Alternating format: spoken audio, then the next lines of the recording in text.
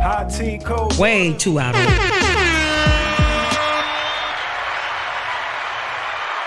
Good afternoon, good evening, good morning, wherever you are in the world. I'm your fairy godmother, Maria Davis. Godmother hip hop. That's what Rob Love named me, Godmother hip hop, and Bob Sumner. Check 1, check 2. There you are. Bob Sumner and Pain in the Ass. Mm-hmm. They on Alf, just a kid from the block. Harlem. So what is it? What's the weather outside? Let me read. Do y'all know it's cold as heck outside? And raining. And raining very hard. Mm-hmm. I got up and went to the doctor this morning for my shoulder, and it wasn't raining or anything. The weather was okay, but now the wind is blowing, trying to blow you off out the street. Mr. Wind, that's how the wind go. Look. Chinks, can you let me in the Zoom, please? Ma'am, I got you. Admit it. Got Lays. Did you introduce people to Chinks? Our new board operator? First of all, I just talked to Rock, and he said he's on his way, and he'll be at 4:45, and then I come in, and Chinks don't look nothing like Rock. He's much younger. Much younger. Oh, snap. He ain't on, is he? So much younger. You got to put our music behind us, Chinks. Supposed to have music. This one? Yes. Chinks, you better be on point. Lays is in the room. Uh-oh. You better get on point. Said I'm right. I'm getting ready. Lays gonna light you young up. fellow, you got to get together now. Davis can't be silenced now. Let's get together, young fella. No doubt. Shout out to Uncle Lays in the building. Co-host me, please, on the Zoom. Yes, Lays is in the building. D. Moore, Antoinette, Andrea, Dr. Andrea, Nottingham. Joseph Williams, June Moses, Callie, Lays. And one of our special guests is in the room. Already? Yeah. Dwayne Moore. We gotta ask him, does he want to use Junior? Because he didn't put Junior on there. Junior ain't on his identification. Junior on nothing that he got online. Maybe Steve Manning felt a little old. That's why he made him a junior. Yeah. So it's 50 degrees outside, and it is going to rain today, tomorrow. And they're also saying Wednesday. But it's absolutely raining today. Is this remnants of Ian? Is that what's going on here? Or is it Fiona? Well, who's Fiona? F-I-O, and that's the other hurricane. They talking about F-I-O-N-A. That's what, like in Shrek? I loved it when Hurricane Maria was here a couple of years back. We wreaked havoc on this earth. Oh, Lord. Just like the godmother. Right, just like me, the godmother of hip-hop. I wrote a lot about Mr. Kelly. I gotta try to cut that down as I'm going along. How's everybody doing? Good. How you? I hope you had a great weekend. I did. I went to Rhode Island. I was at the Rhode Island University. What were you doing at Rhode Island University, Maria? Tailgating with my good friend Yasmin Cornelius, whose son, number 65, Johnny plays for. They call him Rowdy. They played for the Governor's Cup. And they played for the Governor's Cup against Brown University, and they whipped their booty 38-10. Okay. That's are you a football fan? No. I was there having a party. I participated in the party part and eating the food part. That's what I participated.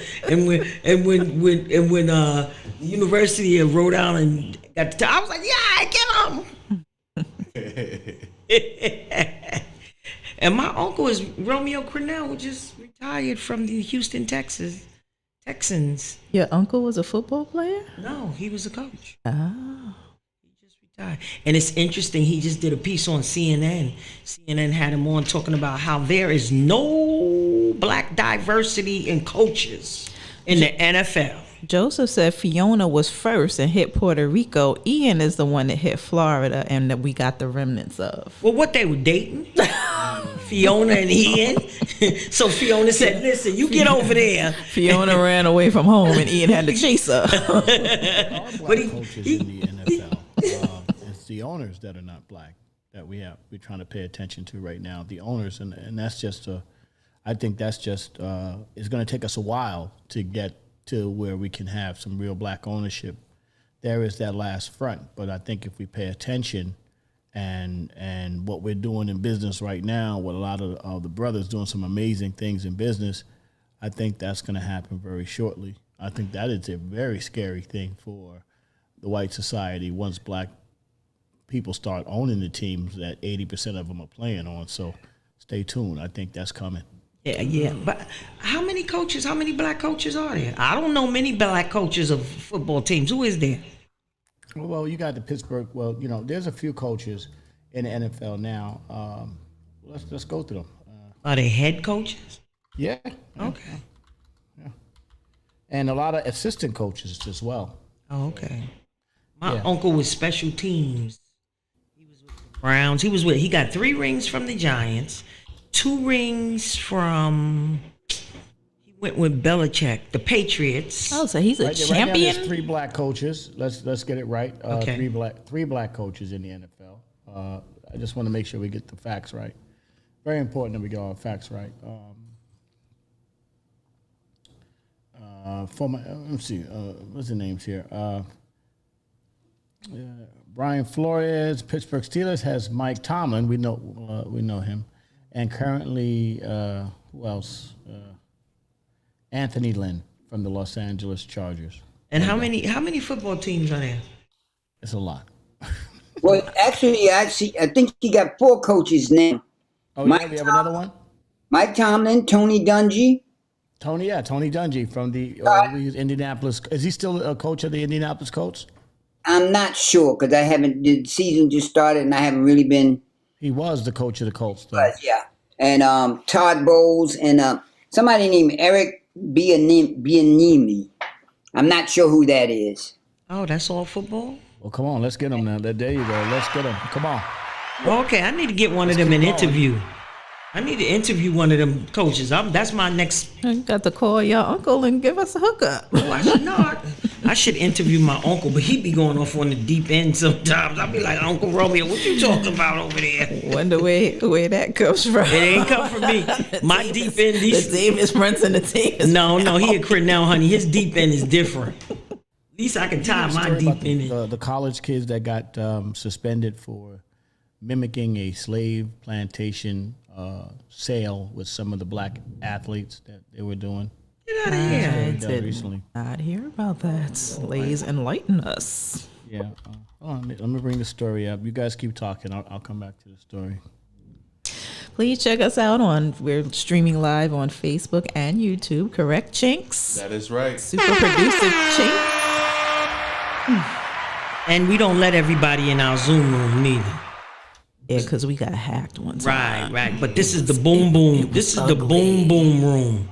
And everybody's so the Texas not. students punished for holding the mock slave auction on black classmates. That's the story. Several Texas students who participated in a mock slave trade auction on their black classmates conducted via Snapchat have been punished by school following the public outcry. In screenshots of Snapchat message groups, which was titled N-word auction. Yeah, I know what that was. The Alito Independent School District students have been seen offering various amounts of money for the black peers. One student offered $100 for a classmate, while another offered $1 for a boy called Chris, claiming he would offer more if his hair wasn't so bad. This is... And that was recently in This Texas. is a very new story, and I'm just getting that from the Associated Press. So were the black students participating? Willingly? Well, they suspended the kids, and then now they had to stop the game because they didn't have enough players to actually play the game. The school said, a spokesman from the school said this. They said that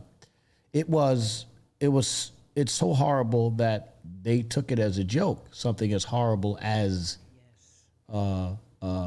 the slavery and it's a sad testament to our children now that they look at that as something as horrible as that as a joke. And I think we got to work on that as well. Yes, we Dr. do. Andrea Nottingham has her hand raised. Oh, Lord. Come on in, Doc. What you got to say? You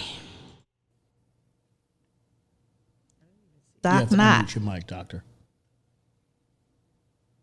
Gave her a new name, Doc Knott. Come on in, Doctor. Hello? Yes, we hear you now. Oh, I'm sorry. I was saying I can't hear Lays. He's very, very low. I can't type it in Hello? the chat because I'm driving. Oh, We can we hear thought you Lays. had something to say about the slave auction at the school. I mean, if you need me to turn my mic up, I think my mic is pretty That's loud. what it was about. Because I've read that's either a new story or an old story because I've read about that a couple of months ago. Yeah, it's a new one. So it's nothing This one new. just came back on the feed. Oh, this one is new, apparently. It came back on the feed.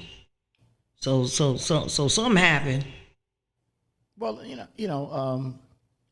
it's a mindset thing. Without getting too crazy, this weekend, I don't know if you noticed, I do my Sunday inspirationals, and I kind of made parody to the story of the Israelites in Egypt, about 4,000 years ago during the time of Moses, and I said that they had to not only in order to take. Because Israel was a country, the Israelite country was a country within the Egyptian country.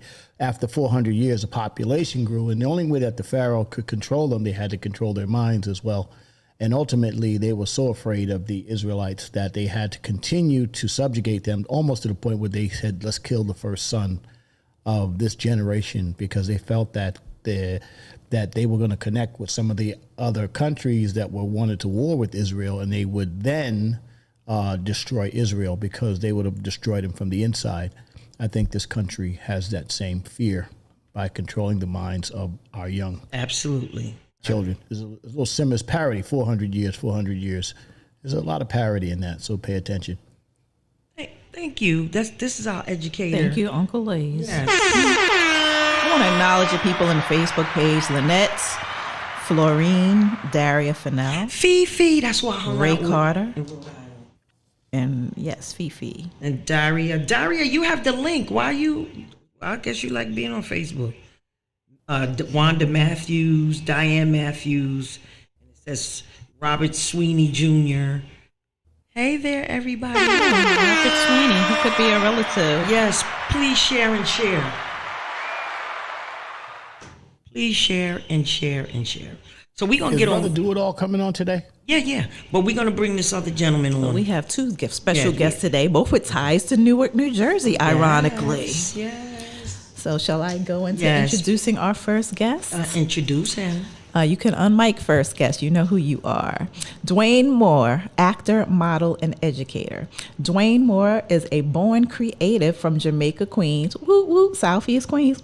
He graduated from Stony Brook University in 2017 and majored in sociology and Africana studies.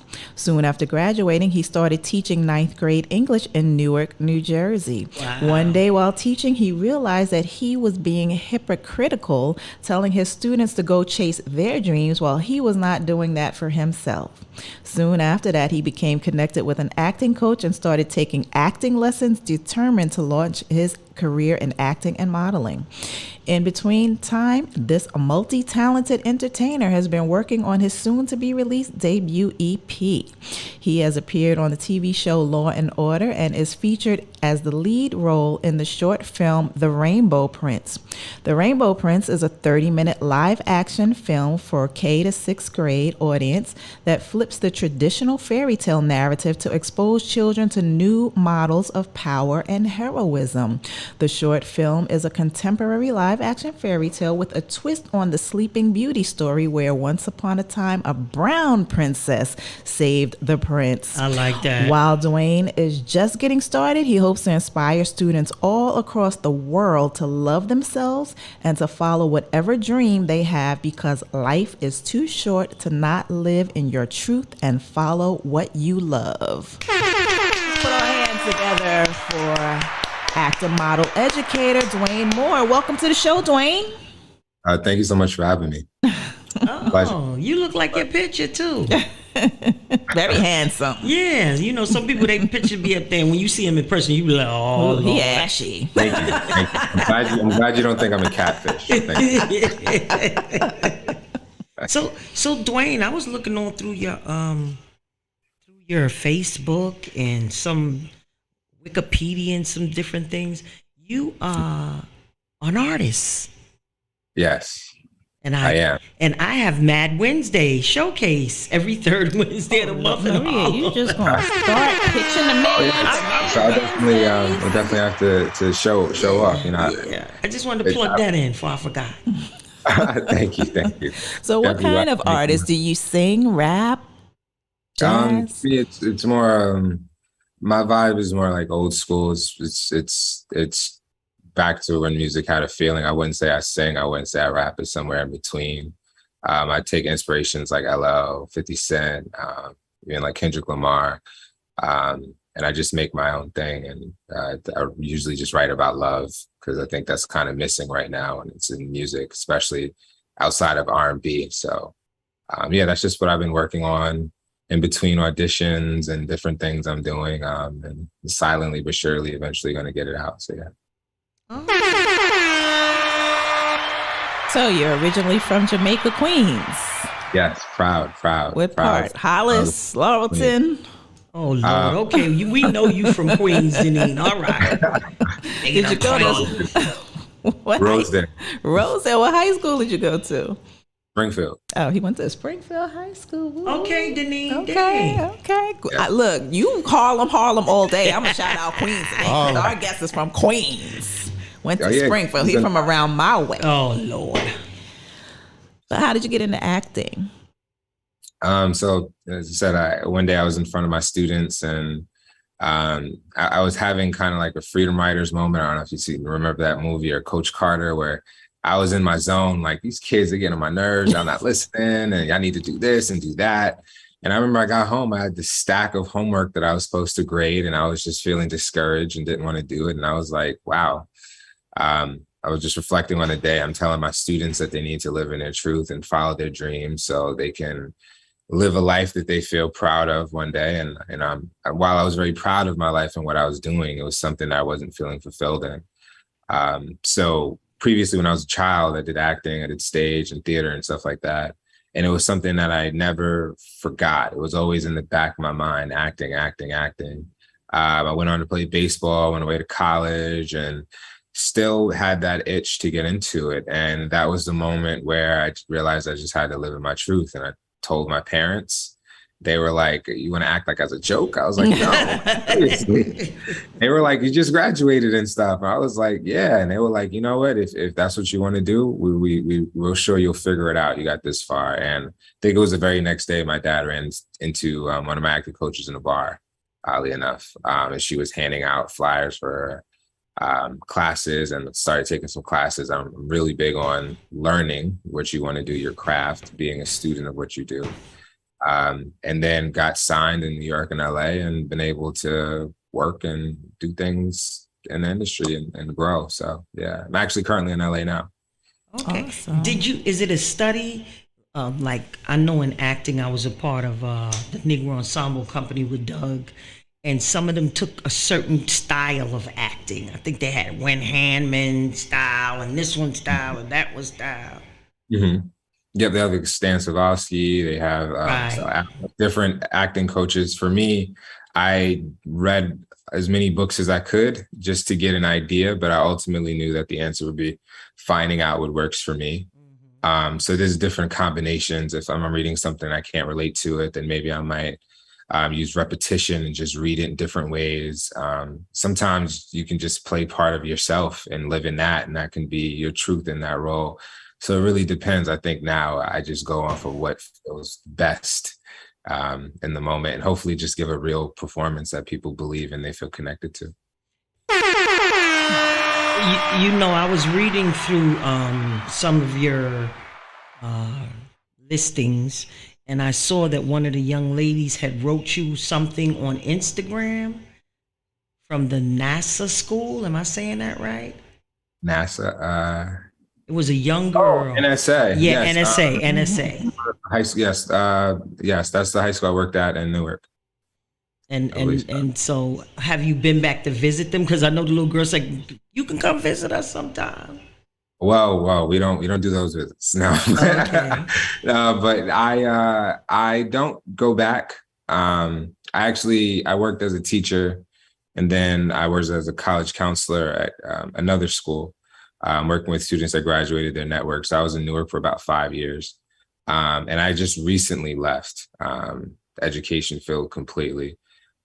It's something where students, they see me on Instagram, they'll comment, they'll DM me sometimes. I think a lot of times they're just inspired, because it's important to be able to do something and do something on a high level, but also for the students that I worked with to feel like you're accessible so they can do it as well. I'm not just someone that you see in the distance and like, Right. how did you get there? No, one day I was in front of your classroom teaching you, lecturing you, probably getting on your nerves.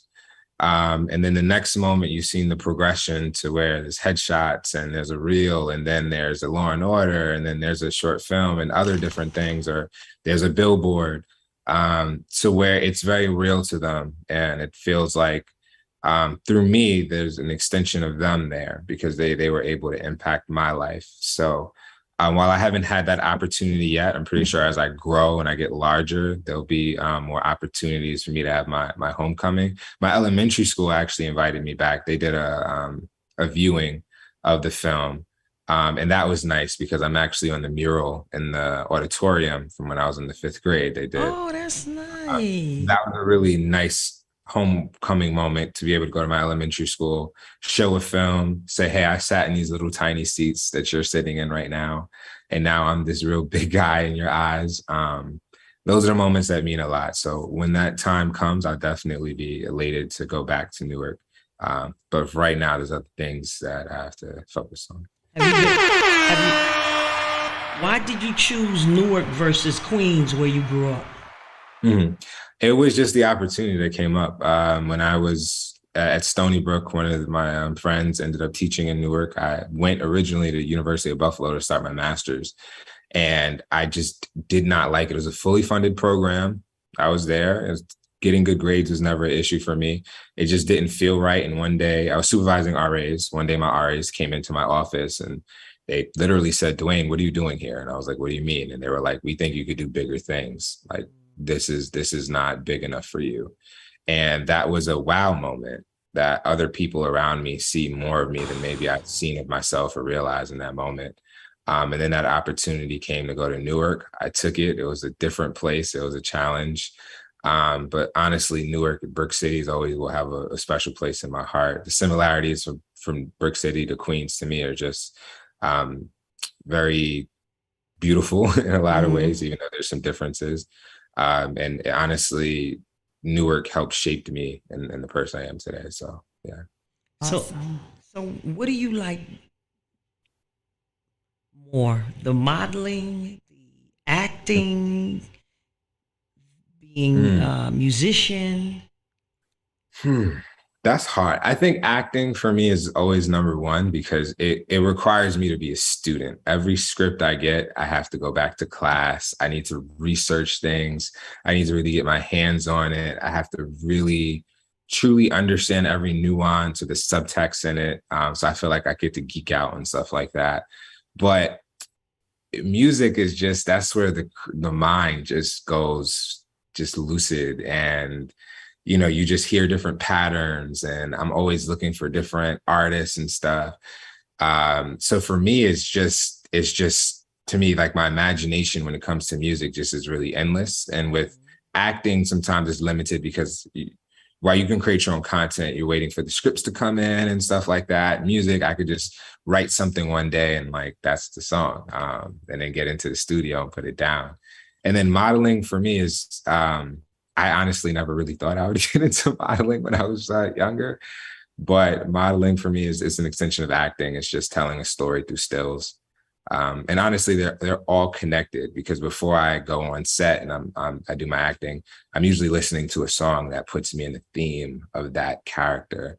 So they're all connected in one way or another. So who are some of your favorite? Well, not so much favorite. Whose acting do you like? Oh, Who are yeah. you not trying to be like, but is it a Denzel Washington? Is Mhm. it what are those movies? The Wood and Mhm. some of the stuff that John Singleton wrote. Oh, Boys in the so Hood. Right, for is one, Boys in the Hood. I have to say Chadwick Boseman one because that's Yes, we people loved say him. I look alike, I and can I see didn't that. necessarily see myself on film until Chadwick started doing things, and then it was like that guy looks like you. I'm like, who? And then I'm like, oh wow. So that was one of the first times it was like, no, I could do this. Someone looks like me. But for me, Eddie Murphy, Harlem Nights, those performances, Jamie Foxx, Ray, Leonardo DiCaprio, Meryl Streep, um, Jim Carrey, The Mask. So Okay. performances I remember just seeing as a kid that really blew my mind, and just how creative their mind can be to really go into the depths of that character and to bring it to life. So for me, I try to hold myself to a high standard to one day I'll be able to give a performance that knocks people back like that. But you know, some of just the heavy hitters in the industry and the body of work that they gave to me was something that was extremely inspiring. Did you see The Woman King yet? I'm asking everybody that. Did you I see The have Woman? not. I have Oh not my seen it yet. God, you got, oh my, I'm going I back have again. to. I'm I going to have. see that 5 times. My mom's seen it twice, and she told me I had to see it. I have Oh to. my gosh, it is so freaking incredible. I wish that every young brown and black woman, young girls, babies. My daughter's taking my 6-year-old grandbaby, and Mm, my and taking my other grandbaby too. She's 5, because the imagery, it's a little, fighting and little stuff going on, but the mm, most important part, I was so inspired when I left that movie mm. theater.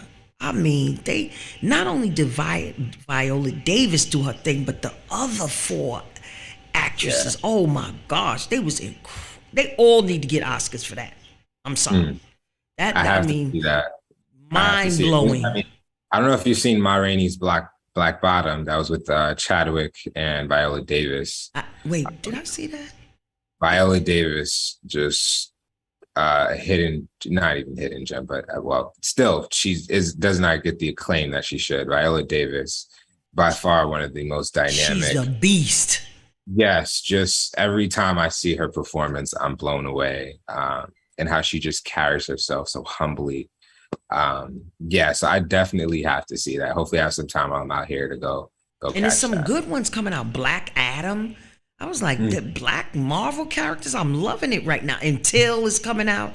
Actually, mhm. we have the Tribeca Film Festival going on now to October 16th, and they played Till, opened the film festival. Yeah, And I until that. cannot wait to see Till. And then they have another one about a black airplane pilot, and it's called Devotion. Mm. Oh man, we got some great movies coming out. I can't wait. I cannot wait. Let me Yeah, ask you, Dwayne. I know that in college you studied Africana studies. So, how did these black movies? What is your thoughts on these black movies and what they mhm. mean to our community? Um, I think it's two-sided. For me, I'm always happy when there are people who look like me in our stories that are told, because we are a vessel of stories and experiences that are kind of just hidden in this country. From inventions that were made that were from the Black mind, and just how this country is really just created by some of the most amazing minds that were Black, that contributed to this country and where it is now being the superpower that it is. But then on the other side, to me, because I know history so well, I studied it. It's kind of difficult to see some of the sadder stories kind of take the lead in our narrative. Yeah. Like there's a lot of happy things that happen. Like I would love to see a story about Garrett Morgan and him creating the traffic light. Yes. A story, I would love to see more positive things as opposed to always our trauma being something that's sold and in some ways exploited for blockbuster acclaim. Um, that's why movies like Till, when I seen it, I was like, wow, this looks so beautifully shot. This looks so beautifully done. But for me, who I've read the stories, I've had to really go through that and discuss it in class and stuff like that. It's very sad. And for me, trying to be inspired and constantly in this world where it's just a lot of things to put your head down at and kind of constantly navigate with my head high. It's kind of hard when I constantly see these stories of just our trauma being out there. But I still think there's a space for a lot of people to watch it because there's so many people are ignorant. They don't know about history. They need those movies because they don't watch things. They're not reading it to really give a honest insight of just about how difficult our experience is and can be. But at the same time, I want to see some more of the stories that make me laugh and show some of the so many beautiful elements it is of our skin and our people. Awesome. That's definitely. On that note, let's get into your new project. You are the Prince in the Rainbow Prince, which is a take on Sleeping Beauty, but also with brown characters. Yes. And it's beautiful because Maria Claiborne, she actually wrote this with her mom because she realized that she was looking at fairy tales and didn't see anyone that looked like her. So the idea of Rainbow, the prince, being a prince who changes colors based on his emotions, I think a lot of people would get in trouble if their skin changed colors based on their emotions. Absolutely. I know my parents would probably have a lot more things to talk to me about if my skin changed colors. But being a prince who is coming into his own and maturing and has to learn how to tell the truth and has to learn how to live in his truth as he's looking for a partner because he has a spell on him. If he doesn't kiss his true love by his birthday, he will perish. So in that experience, he has to really be true to himself, and also just also a story about loving everyone as they are. Just because the prince changes colors and stuff like that, or he has his own issues, doesn't make him any less human than anyone else. And the villains all had Caucasian skin. That's nice. For a change. It's a difference. And actually, my father in the film was actually Caucasian. My mother was Black. I'm rainbow. I changed colors. It's really about just everyone just stopping and just treating each other as human and allowing each other to be human, make errors, learn, and to still come together in this beautiful kingdom. So it was a very beautiful story. I was really, really excited and happy to be a part of it, especially as one of my first lead films. To have such an experienced, amazing cast, also director and producer. So yeah, it was amazing. So it's a children's film, but is it something that you think us adults would enjoy or appreciate? Always. I feel like the inner child is always there. I love Disney Pixar movies. Finding Nemo, Monsters, Inc. I love those. I think anything that relates to children should relate to adults because we should never allow our inner child to go anywhere. We still have that inside. So I think when things are sometimes simplistic and it's kind of just about the colors and the animation, but it's also about the story, sometimes it makes people just decompress and really just be in the moment as opposed to reminding us of how difficult life could be as adults. So absolutely, I would, and I'm in it, so it's another reason to look at it as an adult. Okay. Well, we will definitely do that. Where can we see it? So right now it's actually going into festivals, and next year it should be on streaming services, which is great. It just had a run in a theater in New York City right before it went into festivals, and now it's doing. Oh, and we didn't get to see that. What theater was it in New York City? I'm forgetting the name. It was right down at NYU. Okay. See the name, but it will be out soon. I think in January and February it'll be in streaming services. So yeah. I forgot to say this. Maria, she wrote and drew and illustrated a book for the Rainbow Prince that is associated with the movie. So yeah, so there's a book. Yes. Okay, Maybe okay. Lays could get it with his OSG people. Yeah, Lays. absolutely. Where's Lays? He left. But he's still there. Oh, he's still I see there? him. Off mic. Want him to talk. He don't say nothing. I know, right? I don't know if our other guest is in the room yet, but let's Wait a minute. It says Cant. I'm back. Sorry about that. I was just on another phone call. First of all, I like this movie. This young gentleman right here, you're never not an educator, even though he doesn't teach anymore. Always. So yeah, always an educator. So that's a good story. So definitely, man. And where can we find? You say you can find the movie? It's coming. It's in festivals now. It's coming online. Yes, it's in festivals now. So as festivals run, I believe it got picked up for the Paris Film Festival. Oh, that's okay. nice. And then it should be streaming services next year after it's due with this run and the technicalities and stuff like that. But yeah. Oh, it wasn't in. Oh, you know what? It probably would have did good in the Martha Vineyards. That's the Black Film Festival, right? True.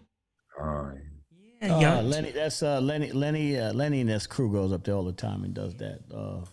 The Black Film Festival is excellent. I went one year and I just bought the whole package and I saw a lot of films that were so fabulous. Lenny Burnett and his crew goes up there all the time. And coincidentally, Lays doesn't, one of your principals, Shine has like a brown princess type of book. Yeah. So I guess we're getting that in the universe with this brown girl magic that we need to see more brown princesses. Shine on brown girls. Shine on brown. Number one bestseller on Amazon. Shine on brown girls. Very good book. A lot of great books are out there now. I'm loving it. I'm loving it. We just get the kids to read them, so That's very true. We can get that reading proficiency up. That's a big issue that we're dealing with now in education. Absolutely. 70% of the kids are not reading, and we gotta. And math, neither. The math scores are horrible. So when literacy is the biggest problem we have in our community, we have to focus on literacy. When the kids are in third grade, they take a test, right? And what they do is they decide on how many prisons they're going to build based on the test that these boys are taking. Yes. So we have to start to pay attention to this and get our kids reading. Reading gives everyone critical thinking. It allows them to problem solve, and it gives the kids options. So we're going to have to work on this reading in our community. And I would also just add, I think it would be important to get the profit part out of education. Certainly. Needs to just be ran for the public good. And we're only as good of a nation as our worst. And if our worst are by far not productive or not able to read or simply just do the simple things to survive, then we as a nation can't survive. And when everything is made about the money and stuff like that, it really truly does bring down the quality. And for our students and me being in there and working in education, summer camps since I was 16, there's a big push on emotions and understanding students, but not necessarily equipping them with what's needed. And that also would mean that parents need to also partake in their students' education and take ownership in it, because as teachers, we can only do so much, even though I think there's another issue with as there's a huge teacher shortage now with getting teachers to be better paid, better trained and stuff like that. And so we have teachers that are willing to do the job for 20 years instead of leave for college 2 years and bounce, as I'm guilty of. But I think when we look at education from a holistic approach, as opposed to just about what is the financial element of it, or how much of these kids are going to end up in the prison pipeline, they could profit off of there. How many of these kids are going to go into college, because college is a big profit money maker as well, as opposed to what do our students really need? They need to be able to be equipped to be electricians, to work on roads, to be carpenters, as well as to be scientists and doctors and all of that. And right now we're just failing our students, and that's a very big concern of mine. So. That's a great point you make, my friend. I was with the chancellor of New York City schools about 2 weeks ago. We had that conversation. He was in Rikers Island, and he was walking through Rikers Island, talking to some of the inmates in Rikers Island, And he talked to one young man and who was learning HVAC, how to prepare HVAC systems. And the young man said to the David Banks, the chancellor of New York City schools, he said, "Mister, if you would have taught me how to do this in school, I wouldn't be in Rikers Island." So I think that's a very good point the young man is making. So there was a time in New York City school where vocational skills were a part of our reality. That's gone, and we have to bring that back. And that was done by design. Just to say that purposely was done by design. All schools need arts programs. All schools need vocational programs. Absolutely. All STEMs program. All schools need creative arts programs, because all of our students can be great in different areas. Some work better with their hands, some work better with numbers, some work better with their pen.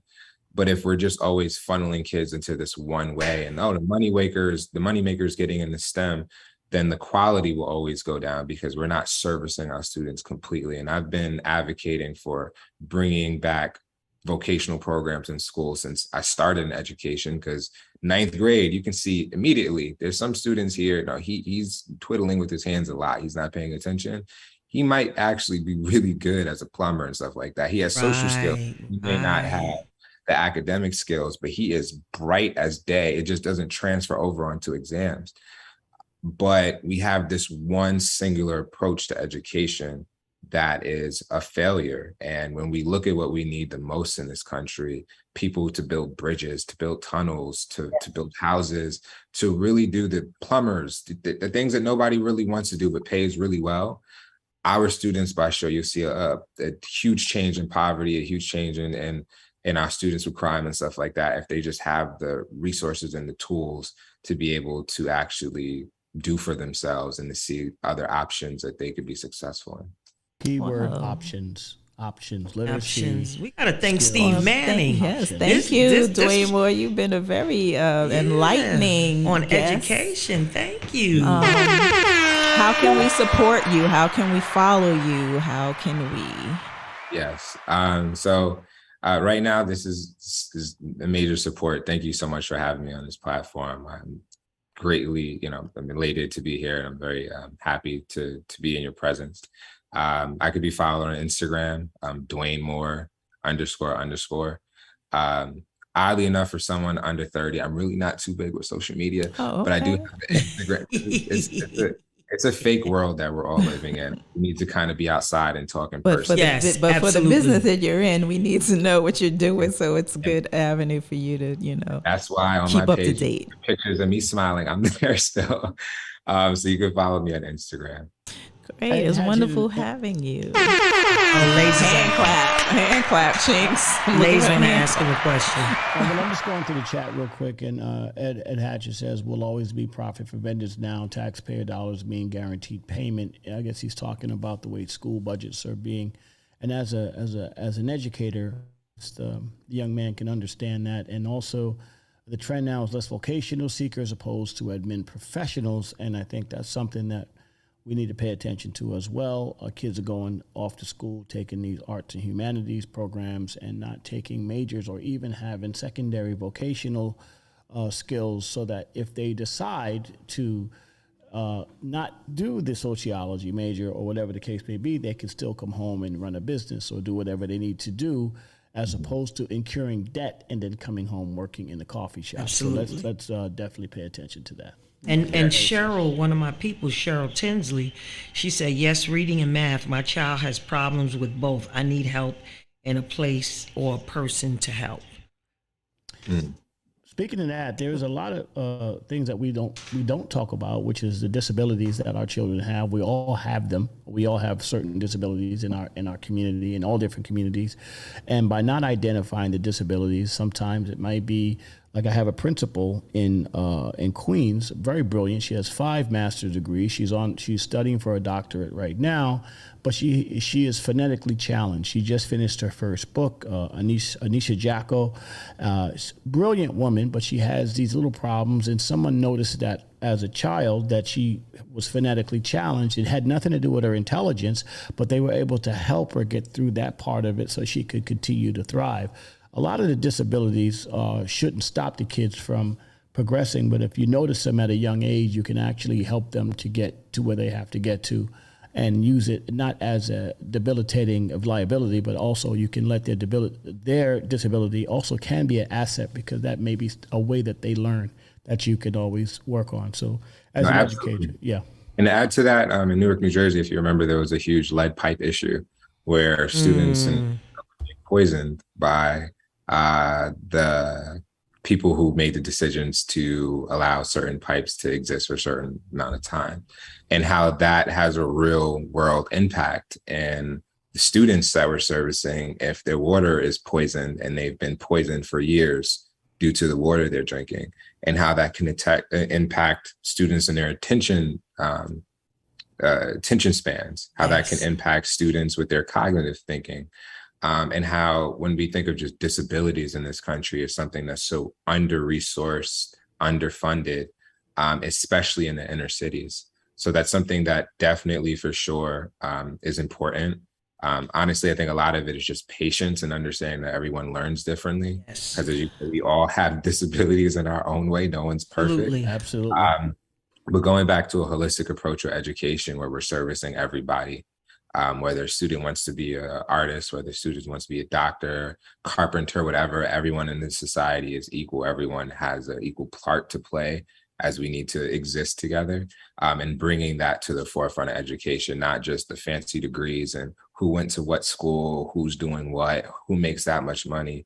You know, the janitor and the CEO, to me, I treat the same, because they all are humans at the end of the day.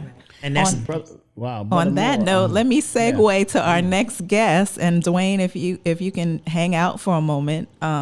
He said yes, if you can unmic Councilman Kelly. I didn't even see him. Councilman Kelly.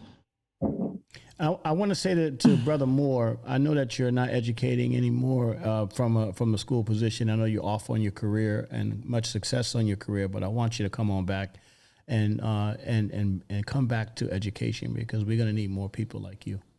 Oh yeah, one day I plan to have a community center in Queens, New York, where we can help get resources to students, and they could do something after school and help them, whether they want to make songs, they want to get into carpentry.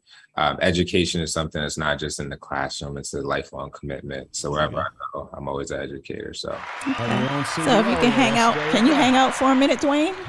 Absolutely. Okay. Because you taught in Newark.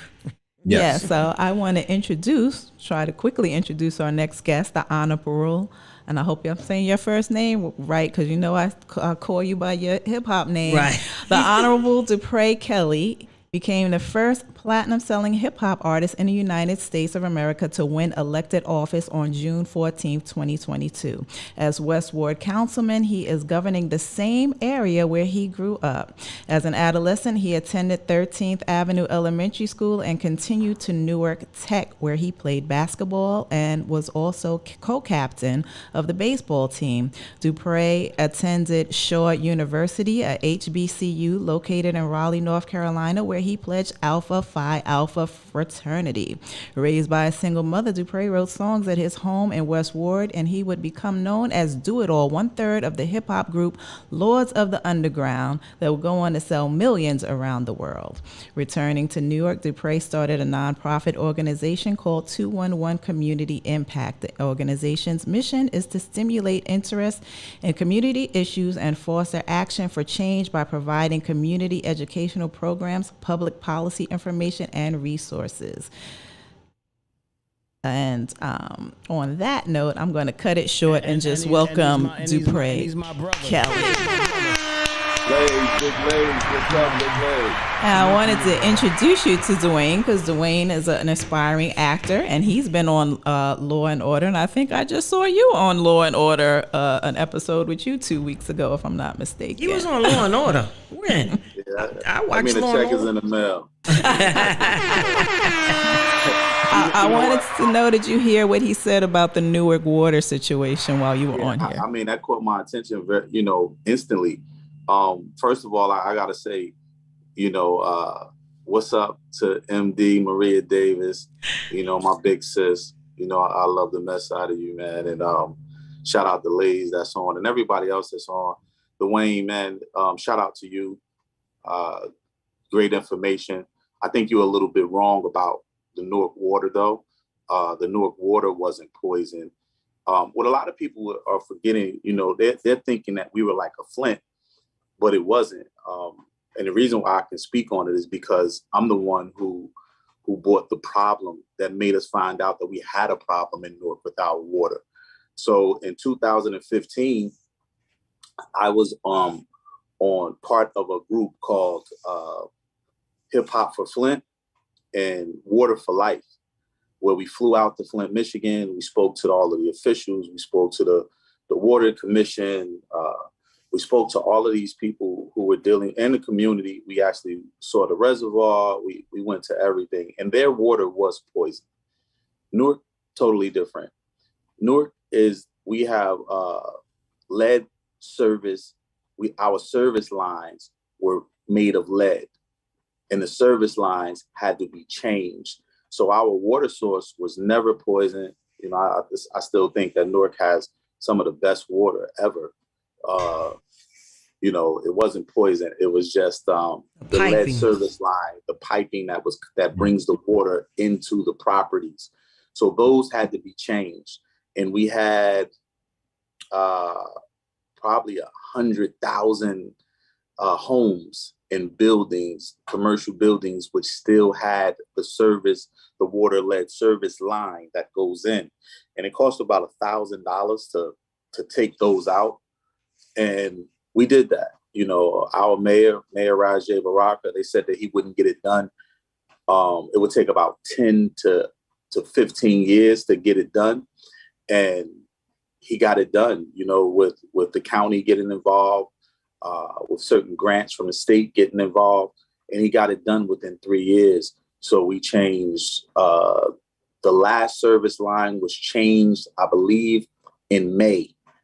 Over 100,000 homes, which seems like it was almost impossible. So the Newark Water, which they were trying to sell when Cory Booker was there, trying to sell the services of our water, which we service other cities too, and a lot of people don't tell you that, but we service, Belleville and Bloomfield and other areas. So our water was never poisoned at all. And it was just the lead the service lines that brings it into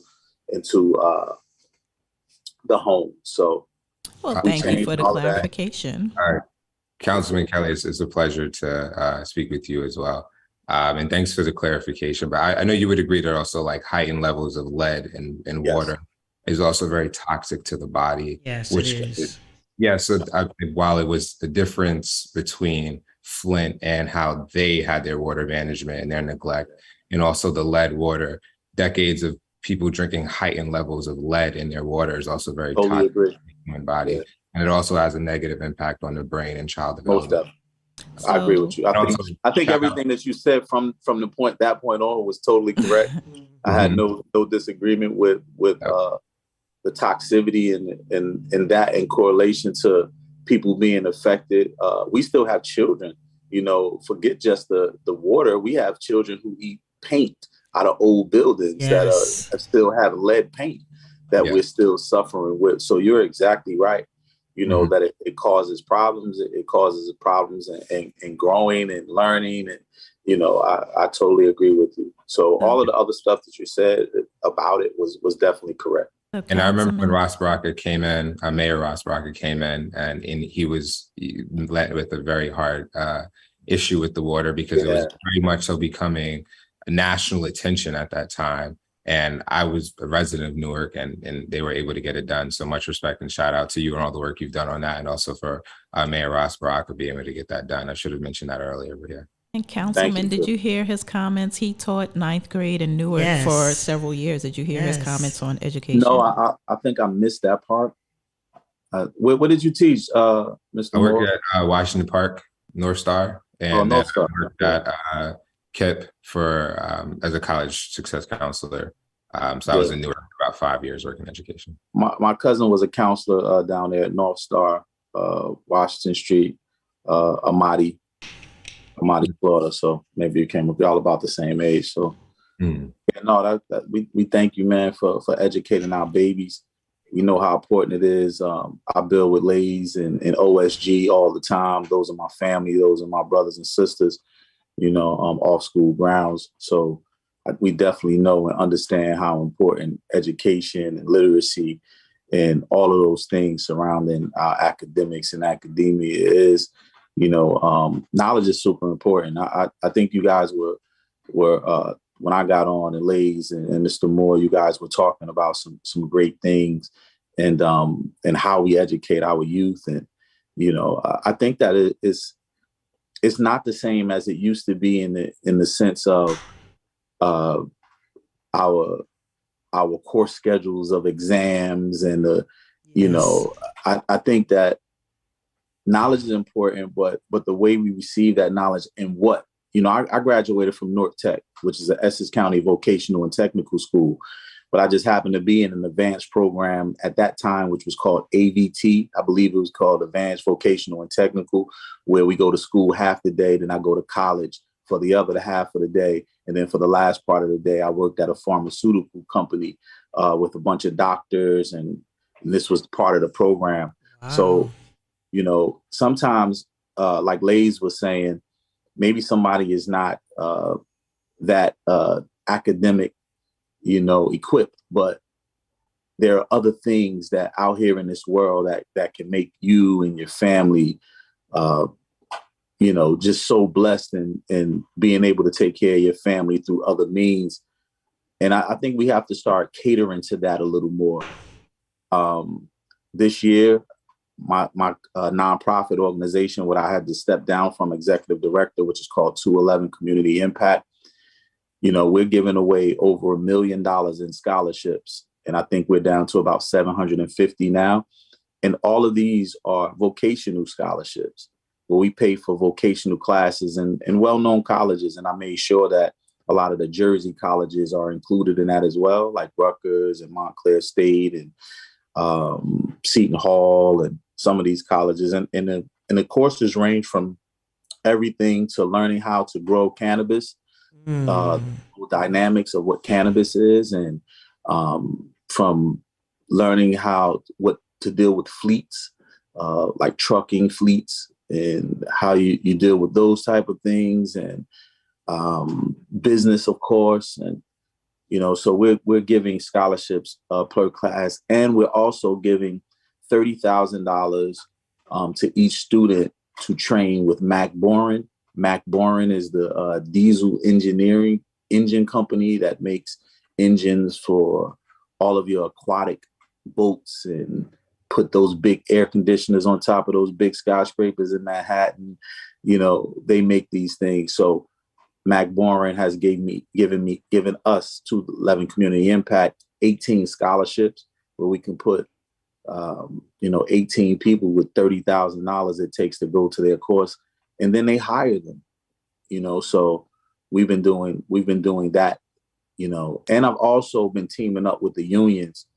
Local 55, Local 3 here, the labor unions, and showing our youth, giving them another option that you don't just want to be the laborer, but you want to be also have some skill sets of staying on, because laborers really, they just clean up and, in the beginning and clean up at the end.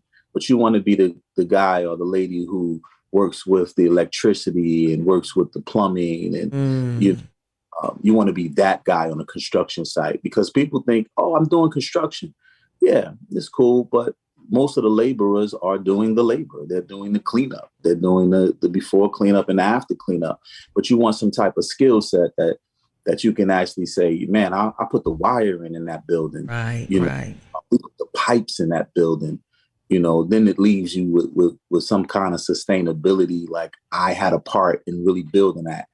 And I'm sure that everybody plays a part, even if you're just cleaning up. But I want to let, the people know that, bring that to the forefront. And we've been doing that with Gingoli. Gingoli is $1 billion construction company. They own, what is it? A rock and roll cafe, hotel. Hard Rock Cafe. Hard Rock Cafe. and they've been partnering with me and working with me to place people there, and I've seen how it changes their lives, and not people who have big educations, but they train them and then they put them in place. And I've seen these guys go from riding a bus to, you have to tell them you don't have to buy a motorcycle right now. You don't have to buy this right now. You know, it really changes their lives, and they don't have master degrees, but they do have the resources and the wherewithal when it comes to the skill sets that they learn from these companies. But to do it all, you speak to something that's very important. And Marie, I'm sorry if I stepped in, but the brother just spoke to something that's very important. I was in a meeting a while ago when I was talking about the chancellor of New York City schools, and they were talking about the lack of African American companies that are vendors as it pertains to some of these systems and local budgets. We find that the procurement system is set up. Brother Dewar understand the procurement system set up not to really help the schools, it really help the vendors, the guys that have been there. Sometimes, you know, in some cases, it's the unions and all this other stuff. How do you reform that system to make sure that our businesses and our communities are the ones that's benefiting from making our systems locally, education, and all those systems better? How do you make that our issue and we can gain more control of that, as opposed to people that are not in these neighborhoods controlling this stuff?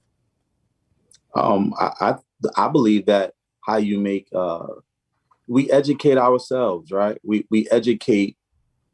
For instance, you know what I was just talking about construction.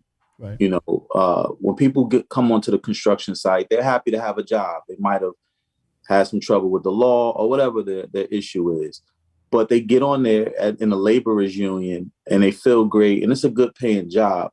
But we shouldn't, you know, settle for that. And what I mean is that they're just cleaning up the sites. They're just moving things around. They're just, you know, and at the end of the day, they do the same thing. So we need to educate ourselves on what it is. For instance, the deal that I'm doing with some of these unions is I'm bringing these unions in to train. What I've been doing is I've been stopping on the corners in my neighborhood, talking to the guys. If I see 10 guys on the corner and we know they're hustling, you know, I have a relationship with them because I come from the same neighborhood.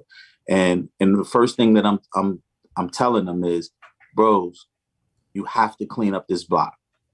You have to keep this block clean, right? This is how I start the conversation. And I said, man, y'all out here hustling. We already know what it is. We know what y'all doing out here. I come from here, so I know what you're doing. And yeah, but we got to eat too. And yeah, I understand that. But look, if you're making $100, how much you make an hour? That's what I ask. Hour. And they, you know, I had one guy say, well, I make about $100 an hour. I ain't stopping. One young boy. I looked at him and I said, well, that's not true. He's like, what you mean that's not true? You ain't in my pocket hustling. I said, bro, I'm from here. If you're making $100 an hour, then who you giving the other 50 to? Because you out here hustling. The boss ain't out here hustling. Right. That's right. And he looked at me and paused because he knew I was right. And then I said, do you have a daughter? He said, I said, do you have any children? He said, yes, I have a daughter. I said, okay, well, then you giving about $20 to her.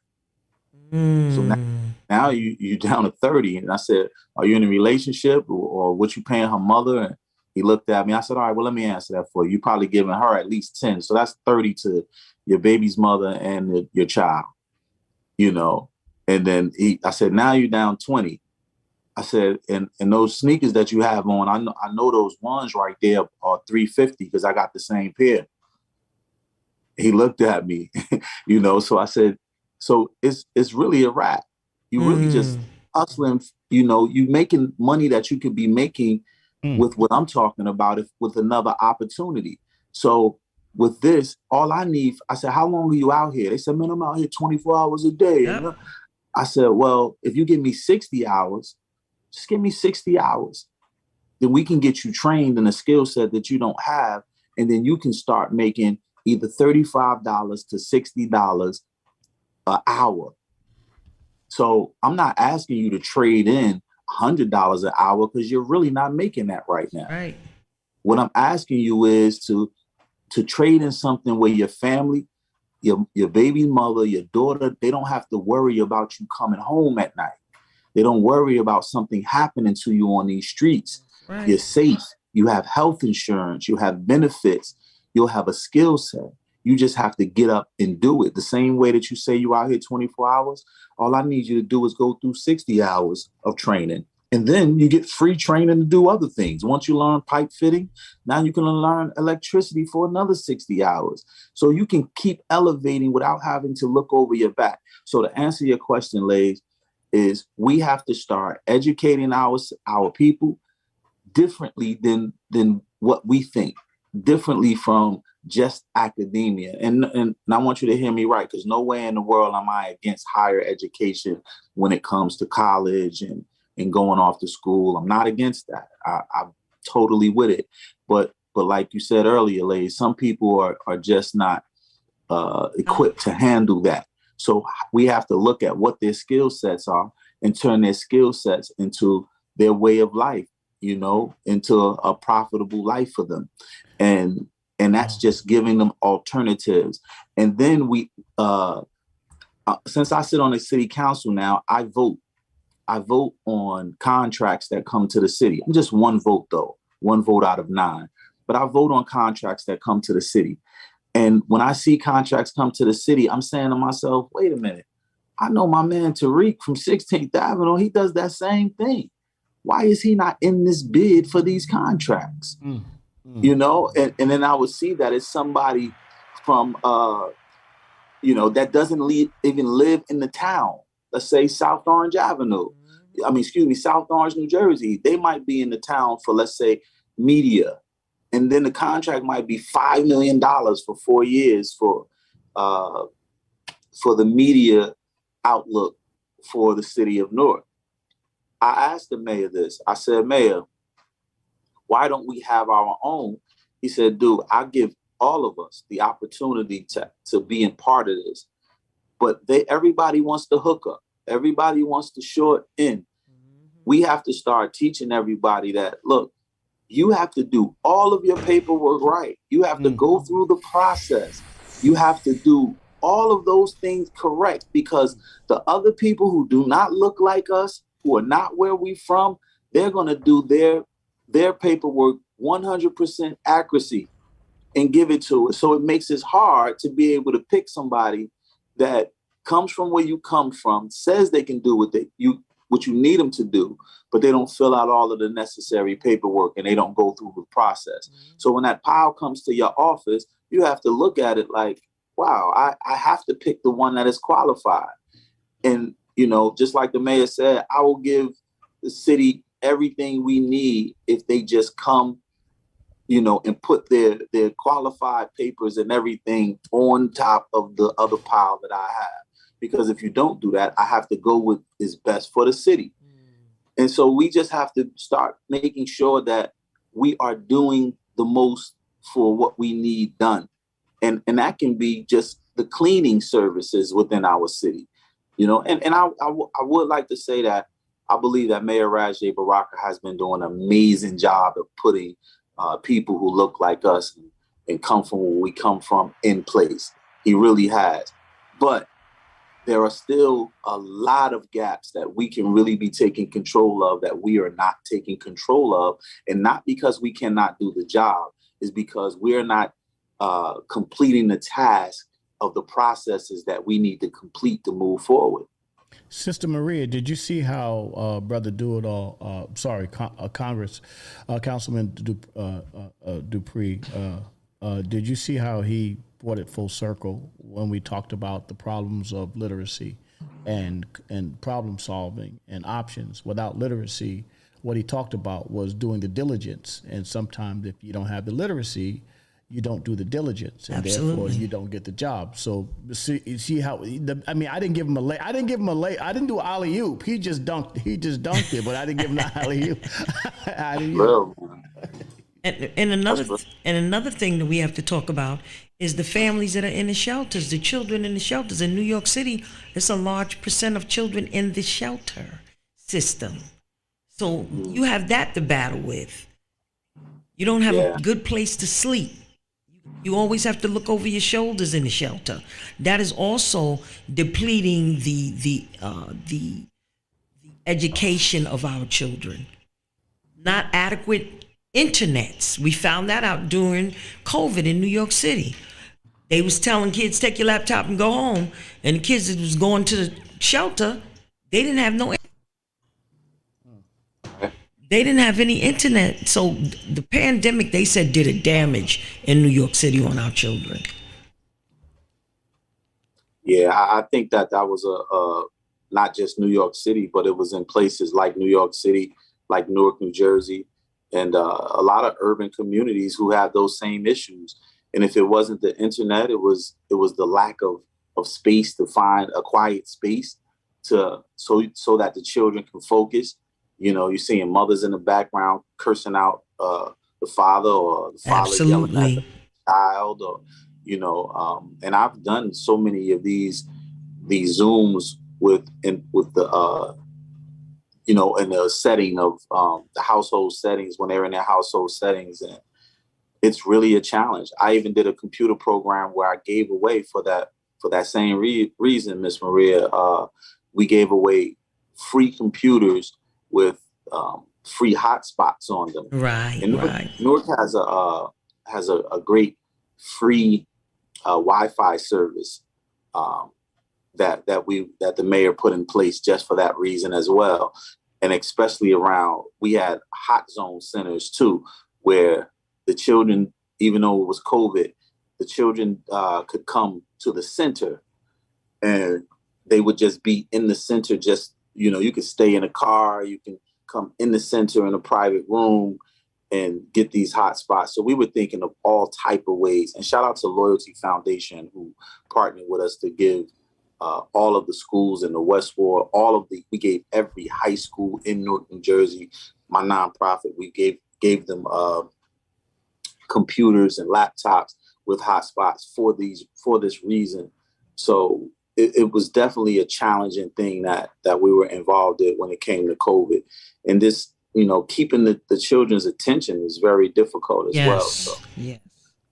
Brother Kelly, this weekend, well, I didn't get a chance to go. I was at the Hip Hop Awards this weekend, but Brother Dame, Brother Dash, I could talk about the commission a little bit, but Brother Dash, Senator Melton, Brother Carson, you're part of this group, I guess, and Brother McKeezy, they were all at the Black Caucus down in D.C. I don't know if you were there or not. Yeah, I got the call for it, but I had some business that I had to do for the council here in Newark, so I couldn't make it. I was real upset that I couldn't make it. I wanted to be there with my fellow commissioner members, and I definitely got phone calls from everybody though.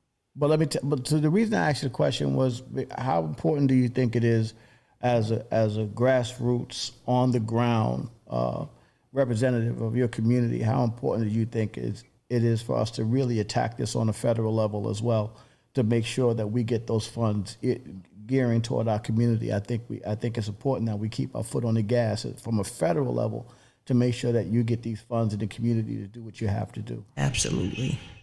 I think it's super important, man. It goes without saying almost, man. But the one thing about the federal funds that I'm learning, Lays, is you have to do everything that you have to do locally, so that the people at the federal level, first the state level and then the federal level, says, let me give Newark, New Jersey this amount of funds. Mm-hmm. Let me give, we just had budget hearings in Newark, New Jersey, and we're almost at $1 billion. And there's some things that I asked to go back and bring back in front of the council because we need more. Or there was some that we took away from other people who were paying, they were making more salaries than our mayor. And so, so we had to take away some things. So the reason why I'm saying that is because some of our needs that we need from a federal level, give you an example, Lays. So this past census, Jersey City, New Jersey almost beat Newark, New Jersey out as becoming the largest city in New Jersey. Now you would say, how can that happen if Newark, New Jersey has always been the biggest city in New Jersey? Well, it's not really talking about geographically. It's talking about, because if that was the case, you have some small towns that are probably, small town in stature, but big geographically. We're talking about voters. We're talking about people. That's how they judge the size. So if Jersey City would have beat out Newark, New Jersey, then certain grants for being the largest city in in New Jersey, Newark would no longer get if Jersey City would beat us. So that's how important locally it is to do the things that you need to get done, like answering the census, voting on your local election. That's right. Elections. Because not only does it, I look at local politics as trickling up, not trickling down. That's right. The federal government, it takes it's like a slow drip coffee. It takes a long time for it to affect a number block. I'm from number blocks in the West Ward. Right. Myself, Redman, we're from number blocks, and and the reason why we say that, because we feel like number blocks have been left out of the picture for a long time. So that slow drip from the federal level, it has an effect, but it doesn't really touch our block. It touches the city, but it doesn't really make it to our block. But when you are closest to the pain, when you are closest to the people in the pain locally, and you're right there in those neighborhoods, and then you have someone like myself on the council and someone as, like Raz J. Baraka as mayor, now we can make an effect that you will touch locally, that will touch the people locally, and make a presence and an imprint federally that allows them to give us more money for whatever it is that we need. And having, a forward mayor and, a dynamic mayor like Raz, he attracted the people to our city, to make them, like, for instance, taking $21 million from the police department and creating prevention programs for crime. I don't really know too many other cities that do that type of stuff. It's not about, he said it's not about defunding the police, but it's about funding the people. Funding the people, right? So we took $21 million from the police department, and we created the Office of Violence and Prevention. We created Brick City Peace Collective. We created Newark Street Team Academy. And we employed the people who used to be the problems. So when you're closest to the pain, when you're closest to the problem, you can better address what's happening. If I'm on Miss Williams' block, helping her from afar is great. I can send money to the block. I can do all of that. But if I'm there, I can tell where the rodent problem is coming from. I can tell which guys stand on the corner. I can tell, because I'm right there physically. So I can address the problems differently than I'm addressing them from afar. And I look at the federal sometimes when it comes to our number blocks as being afar, being away. And this is no diss to my beautiful Queen Latifah, and no diss to Shaquille O'Neal, but they take care of our city from afar.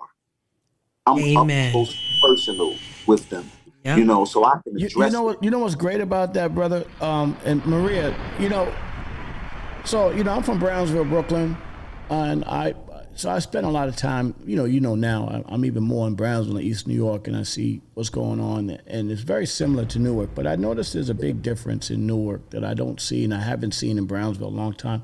And I was at an event, and Brother Do-It-All was there, Redman was there. This was about 6-7 months ago. They were acknowledging some women that were doing some great things in the community. And there is a sense of old pride in that community, where there are generations of people in that community that have pride in the community. So I'm very proud.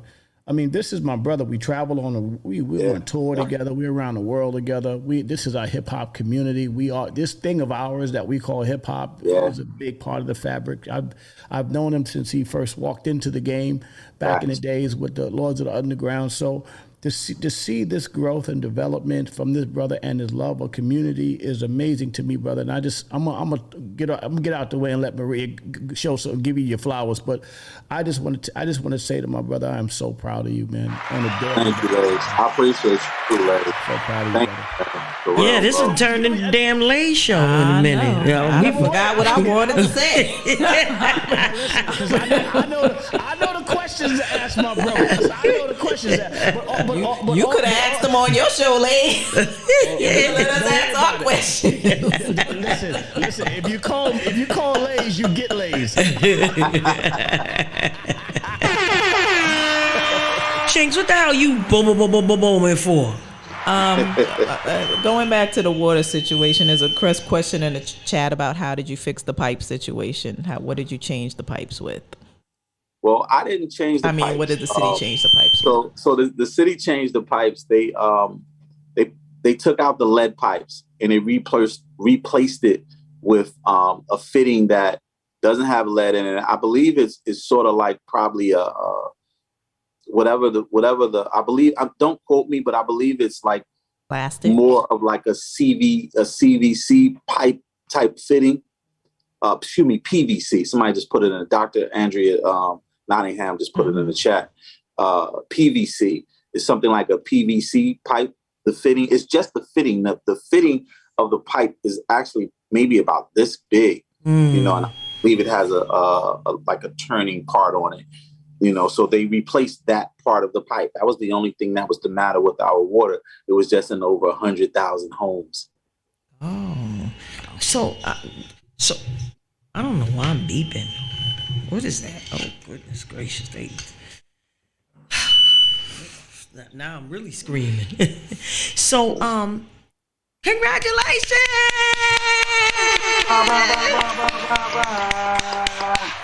Last time I talked to you, you wasn't a winner. Now you're a winner. Yo, right. MD, man, love you, man, for real. It was hard work, I know. It's delayed. Right. Delay doesn't mean delay. denied. Don't mean deny. You got to keep pushing right. forward, and that's the most important thing. You cannot give up, and we so proud that you did not give up. So tell me, I think that this is something that every hip hop artist need to get involved in politics. I think so. Because before hip hop changed people's lives and communities with the skill set that they had. Now to me it's over. It's over. All they showing is jewelry. I was watching videos the other day. I was like, God damn, they can't show nothing else. Rich. Everybody got jewelry on and they diamond out and they showing all this and they got fancy cars. But what are you doing with all of that? Right. To me, that's a selfish thing. And that's why these kids are out here killing and shooting. They see and they hungry and they want it. Yeah. Because you're not explaining to them that it's a process. And everybody can't do it the way I did it. You have to find a way of your own doing. How you make it happen for you. Right. My show, I'm not the red table like Jada Pickett in them, but I'm Maria Davis Can't Be Silenced. I don't have quadruple million people following me. I might only have 30, 40 people following me. And as it goes day to day, some more people will come on. But my most important thing is getting information to people that need it. There you go.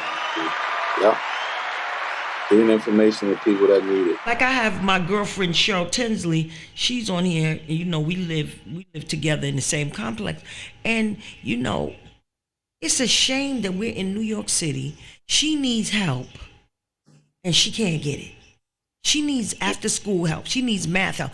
And you could go to some of them. They got, what are those little companies they have? You pay a certain amount of money and they can get your child to be more scholarly. But people don't have money like that.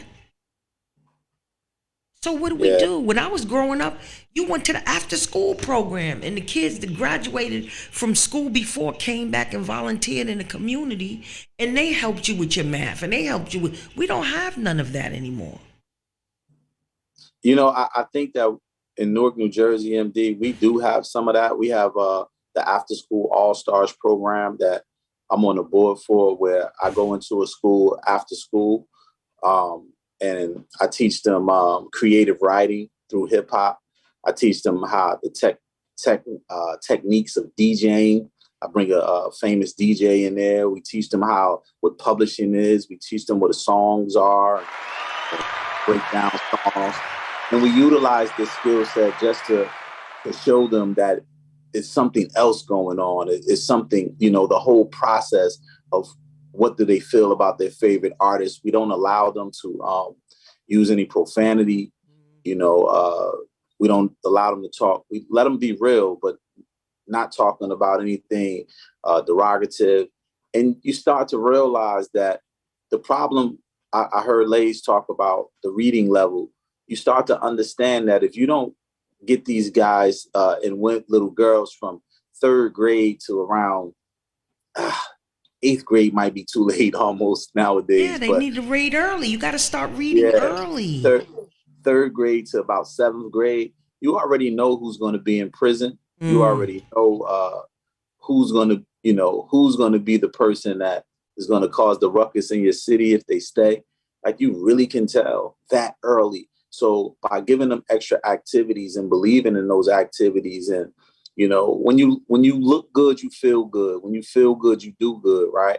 So I have this Look Good, Feel Good program that we do here in our city, and it's just about showing them other things. When you say, you're right, when they see the jewelry and they see the glitz, they see the glam, we take that out of their memory banks and show them that, talk about the processes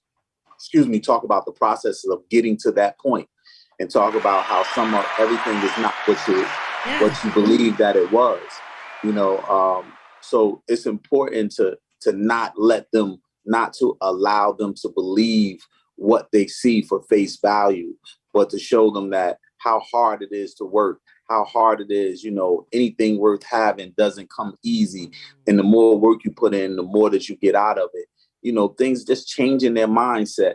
I think that, we're always talking about revitalizing our city. And, and revitalizing the city, for me, economic development is important, but it's not just about brick and mortar.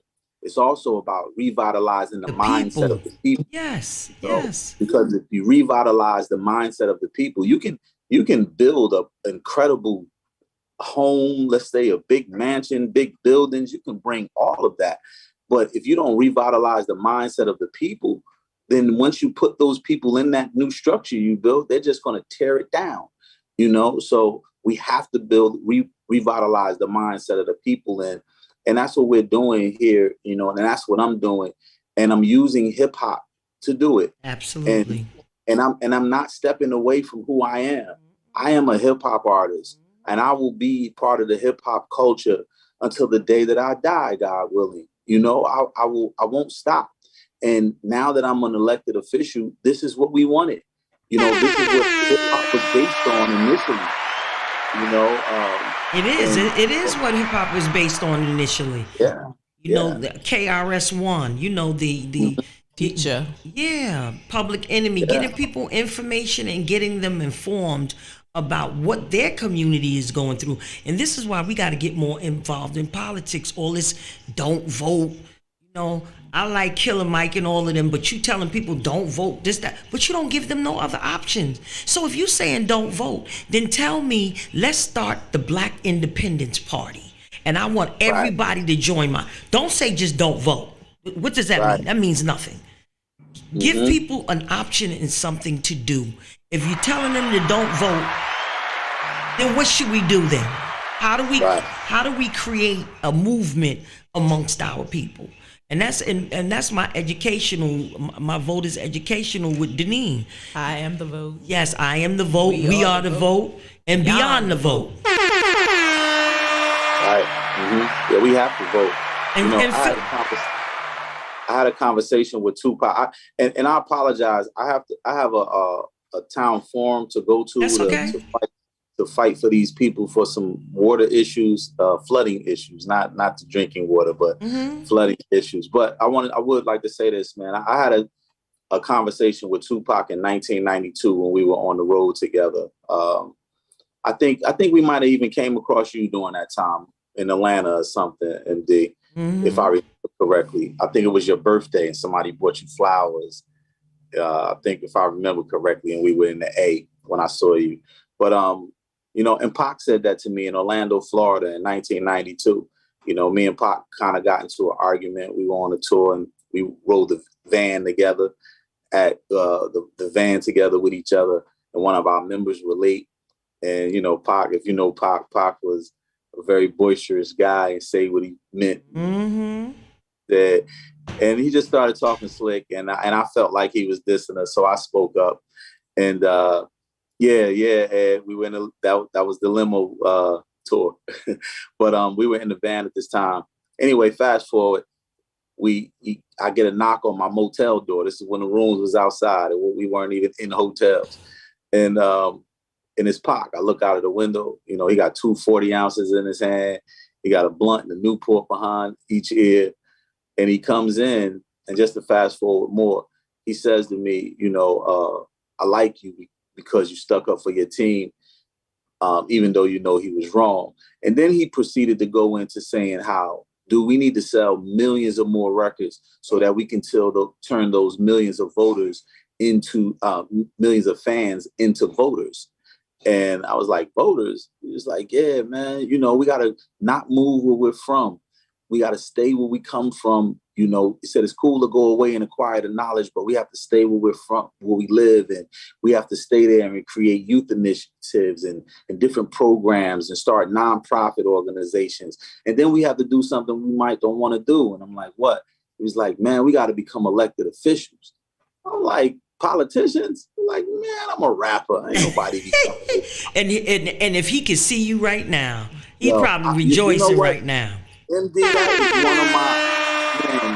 is one of my dreams that I wish my brother, because I know him. I know he would have been right there. I know, or he would have been the mayor or governor of some place himself, but I know he would have been right there. And that's what I miss about this process. But he said that, man. He said, you know, we need to become elected officials because he planted the seed on you. Yeah, everything that he asked of me in that hotel room in 1992, I did. The only thing that I did just now was win. The first time I lost, but now we just won in June 14th, 2022. So everything he asked of me in that hotel room, I did it, you know, and that wasn't my mission. You know, sometimes people plant seeds in you. You don't even know how they don't even know. Our grandmothers, our great grandmothers. Come on now. Oh man, our ancestors got our back. Yes. Definitely about that. So he planted that seed in me, and you know, he said that we need to become legislators. And I was like, legislators?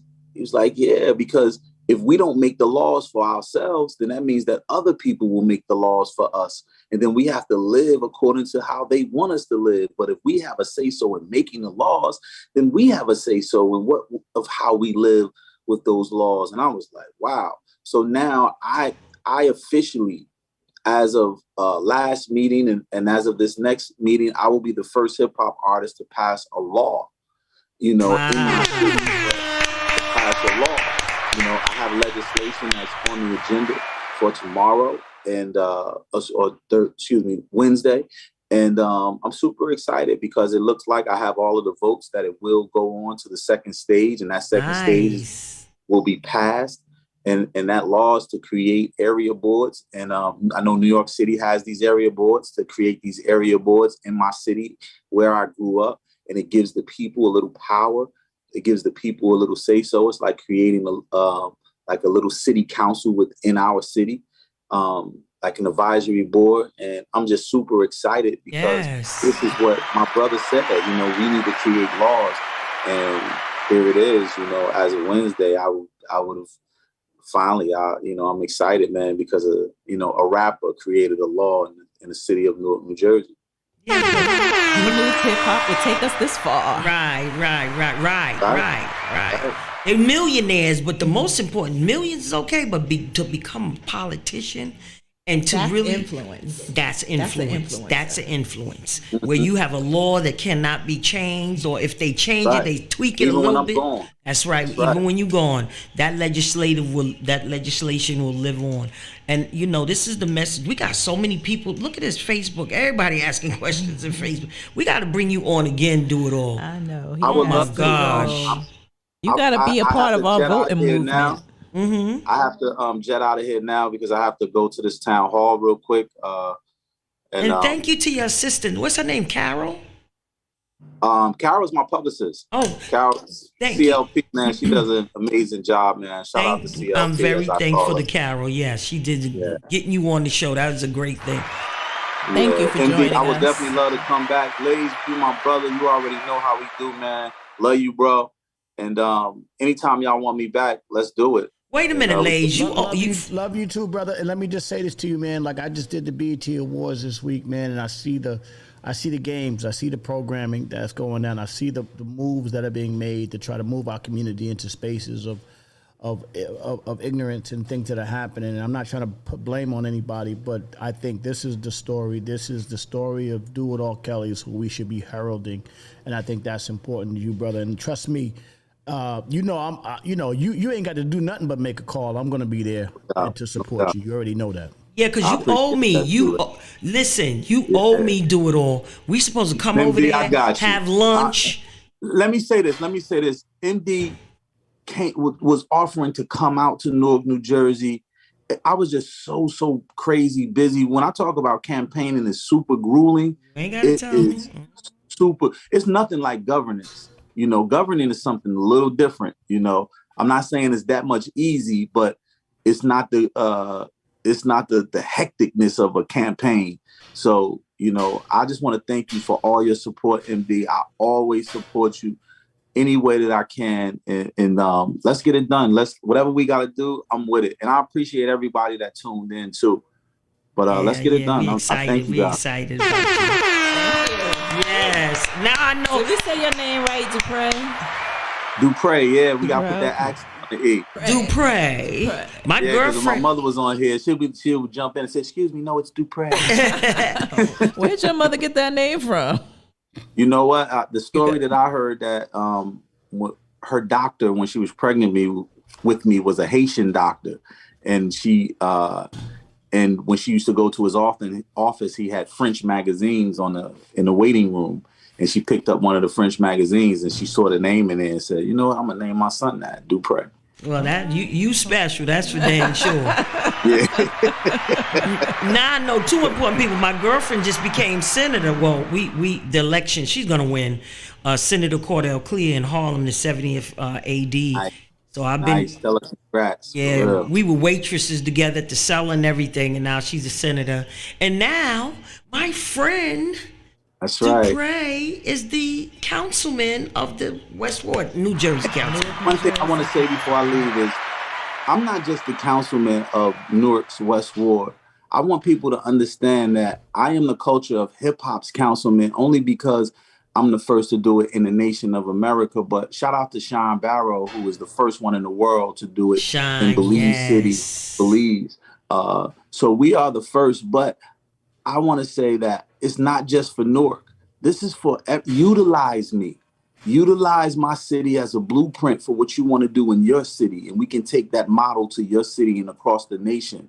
This is not just Newark. Utilize me and you have somebody that's physically in there. That's what that commission is about, passing down the knowledge to make all of us, great in our different spaces. So utilize me however you can utilize me. That's however you can utilize me to use the blueprint that's cool and up to par with everything that we got to do, and that's what we're gonna do. No matter if you're from Harlem, Oakland, or wherever you're from, right. Utilize this city of Newark, New Jersey, because one of your family members, one of your brothers, is in there with the blueprint. Let's go. All right, well, I'm getting ready to come to Newark, me and Deneen. My birthday coming up, and I'm coming there in November. Can't be silence. It's coming to your city. All right, they calling my phone like Love that. you. Get out of here. Thank you so much. All Thank right, you for take care. joining us. This was a good show. think we should have. We got our host lays on. Yeah, we should have a wrap up conversation about this amazing talk with this brother, Do It All. And just so you understand, Maria, I know why you called me, because you wanted me to ask them those questions about policy that you needed to really, and I knew he knew the answers already because I've already had these conversations, so I kind of cheated, right? I was asking him stuff that I knew he knew, but I thought it was important that the people hear it, because in our communities, we don't pay attention to the details. What he talked about was doing the diligence, paying attention to the census and all those things that other people are taking advantages of these minority loans and businesses and stuff like that. There are people coming into this country that are going past us, the African American people in the communities.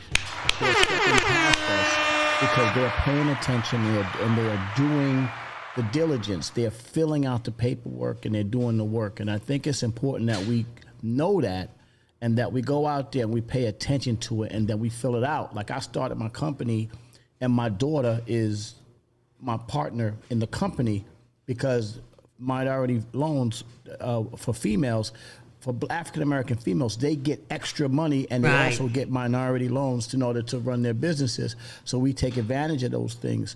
There's so much conversation that needs to be had. And I know that Denise was like, why Lay's taking over this show? But I was like, I came in there with a purpose, not just to give our brother his flowers, but to hold him accountable for his job and what he was doing for the community. Because I think we got to do more of that. That's why I was doing it, and he stood up he stood up like a champ.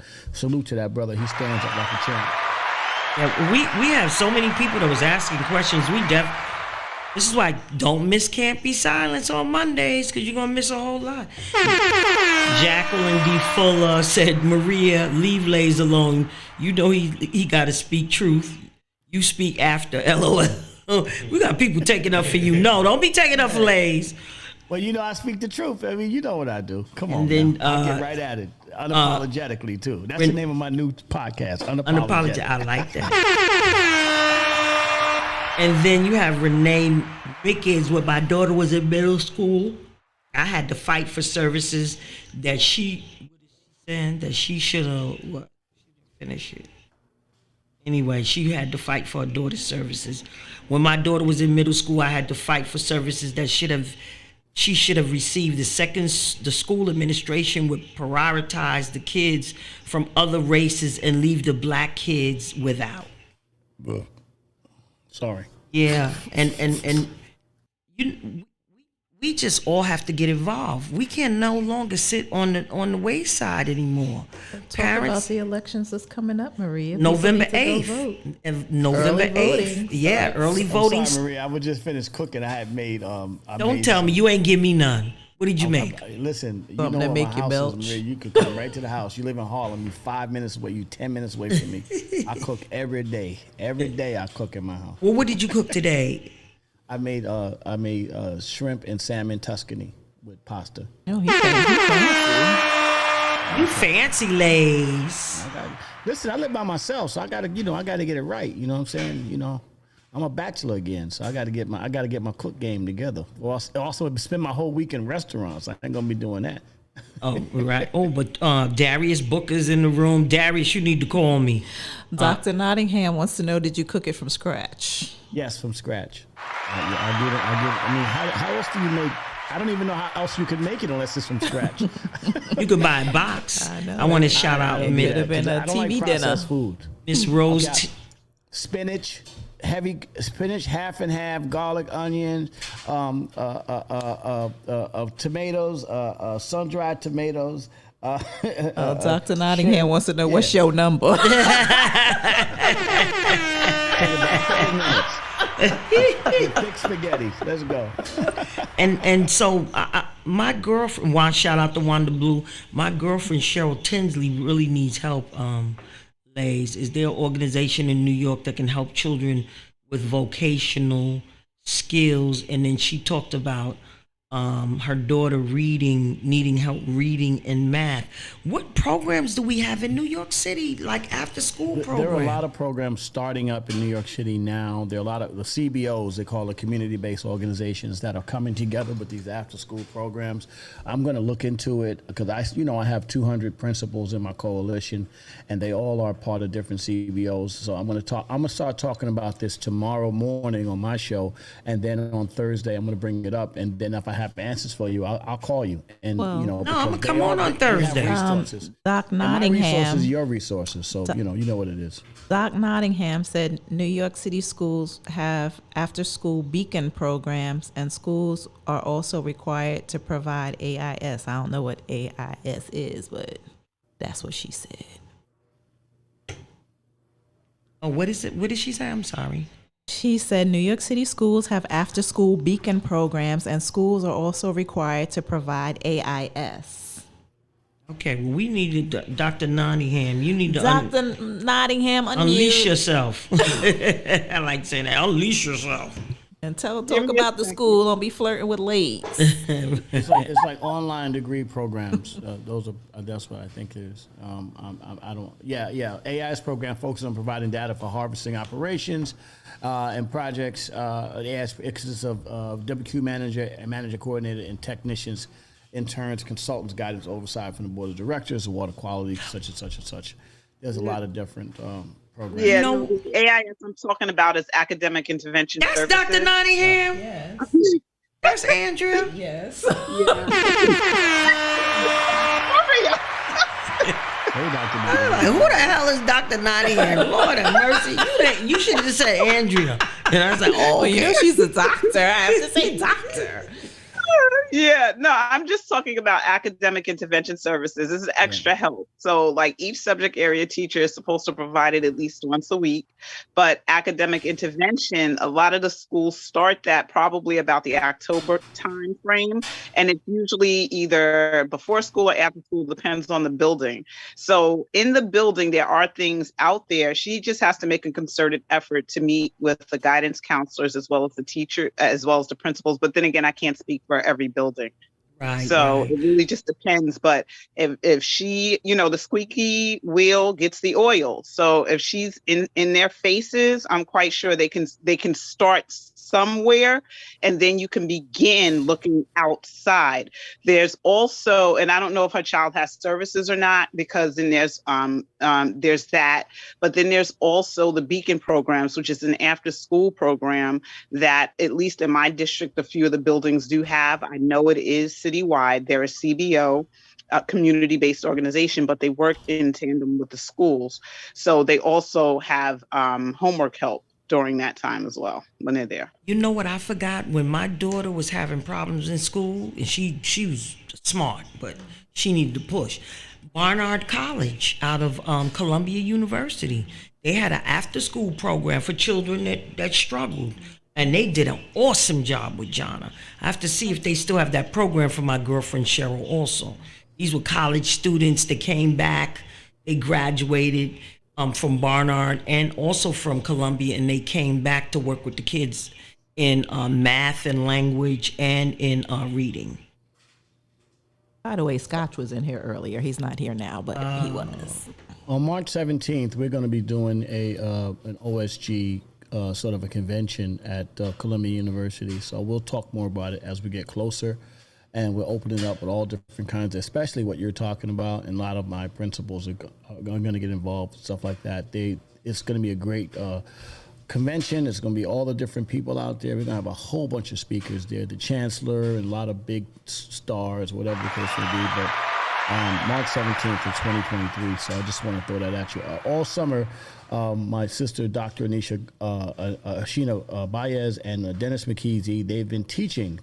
They're adjunct professors at Columbia University as well, so they do a lot of teaching, and they teach principals and other people. And so Columbia, so we're definitely getting into Columbia University this year. McKeezy, he don't pay us no mind. We little people. I'm gonna have to call him up. McKeezy ain't trying to. No, McKeezy ain't trying to mess with us. Well, no. He's doing the work. Let me tell you something. I'm here talking. He's my brother. We spend a lot of time together, And his job, as just what I was talking to Do It All Kelly is about, is to elevate and get your ass into these politicians' faces, into this government faces, so that we get this government money into these schools. So that brother right there is probably one of the hardest working men I've ever met in my life. I love him. I call him a brother. And that's why I always come out here and do shows like Maria Davis' show, because I want, not only are we working it from the inside, we're working it on the streets, and we're working it in all different areas of our community, so that what we say is what we do. So yeah, absolutely. Dennis McKeezy is probably one of the greatest men I've known. Dr. Dennis McKeezy now. Doctor, I think I'm gonna go back to school so they can say Dr. Maria Davis. Well, let me tell you something. When they give you your Yeah, watch yourself. When they give you your honorary doctorate. This ain't the morning email, so I can't tell a joke like that. But when they give you the honorary doctorate, trust me, I'll be standing right next to you, man, making sure you. Thank you, ladies. But you know what? I want to bring Tashana in too, because we need to do a show with Tashana, because she runs the Drew Hamilton Center, and she provides services. So on last week, I went to her job because we were going to the county committee meeting that they held to elect more county committee people to do their vacancies, to fill the vacancies. And so I went to her school, and it was a gentleman teaching the kids in the class how to create music. So I stayed in there with them, and I helped them with their beat, and I helped them. And Tashana said, I told you to go back there to introduce yourself, and you done went and stayed. I stayed like a half an hour and just helped the little kids. She stayed an hour. And I was helping the kids, and I was like, nah, speed that music up. And so what do you offer at Drew Hamilton, Tashana?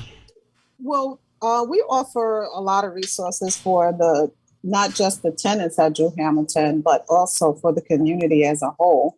We have after school program, we have evening program. We're building our podcast studio, but we definitely can use some help in that department for the kids. You need to say his name, Lays. I'm in about 20 schools in New York City right now. Talos Media, let's talk, sis. Right, yes, we definitely need that, because I come from that school of, we have to plant the seed in order for the kids to move forward. I grew up in housing and worked in corporate, and God has me in this space. So, just listening to the conversation today, how things are said to you and planted in your spirit, and you're like, nah, I don't want to do that. And here I am. And I enjoy it because I get it. I lived it. I understand what the community needs. So we do that. And I was really happy when Maria came by, because the young man that was teaching them the beats and the music, he knew who Maria was. And he was like, oh my God. So I think he was really excited. And then when the kids left, they knew who Maria was. So, it was all about bringing people to the community who can walk in and, not just be that photo op. And that's always been my mission. I want them to really see people who are in the community, who are successful, who are entrepreneurs, but you can see us walking down the street and say, oh my God, you've changed my life, which is really, really important. In my program, I was telling Maria, I don't allow the kids to have cell phones. You can't have a cell phone, because I think that is just one of the distractions. Yes. And it is. We didn't have cell phones when we were coming up, and it's just a lot of things that we have to bring back to basics. And I get it. And we also have to train our parents, because a lot of our parents don't know, you're not friends with your kids. You have to. God bless you for saying that. God bless you for saying that. Oh, yeah. I definitely. I'm not your friend, but it's true, and I let the parents know that, I have a parent orientation, because not every kid is bad. Kids learn differently, but you know what? I have to know how to react to your child in order to give you the resources to help you.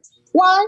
Because I've been all around. God has put me in places where I've seen people who have lots of money and use the free resources for the New York City public education. Mm-hmm. And, and they, but you have to do your due diligence. I think I heard someone say that. You have to do the work. It's not going to come to you. but it's there. But it's there. So I really believe that's why God put me in this space. You know, we do a food pantry. We're getting ready for a big Halloween outdoor movie night, just to give the kids that family community feel. And it's a really great thing that we do here. So I put a deck in the chat, and also you can connect me there, because I can put it together. It depends on your budget. Good. I can put the beautiful small room. I can put a large room, whatever you like. We can film it, frame it, and then we can put up the soundboards and everything in your room. So I have a whole team. The room that Maria's in now was built by my head of operations, Rock Logic. She know Rock. You know, everybody know Rock, huh? So Rock works with me. As a matter of fact, he's not there. I'm not telling him, but he's not there because he's where is Rock?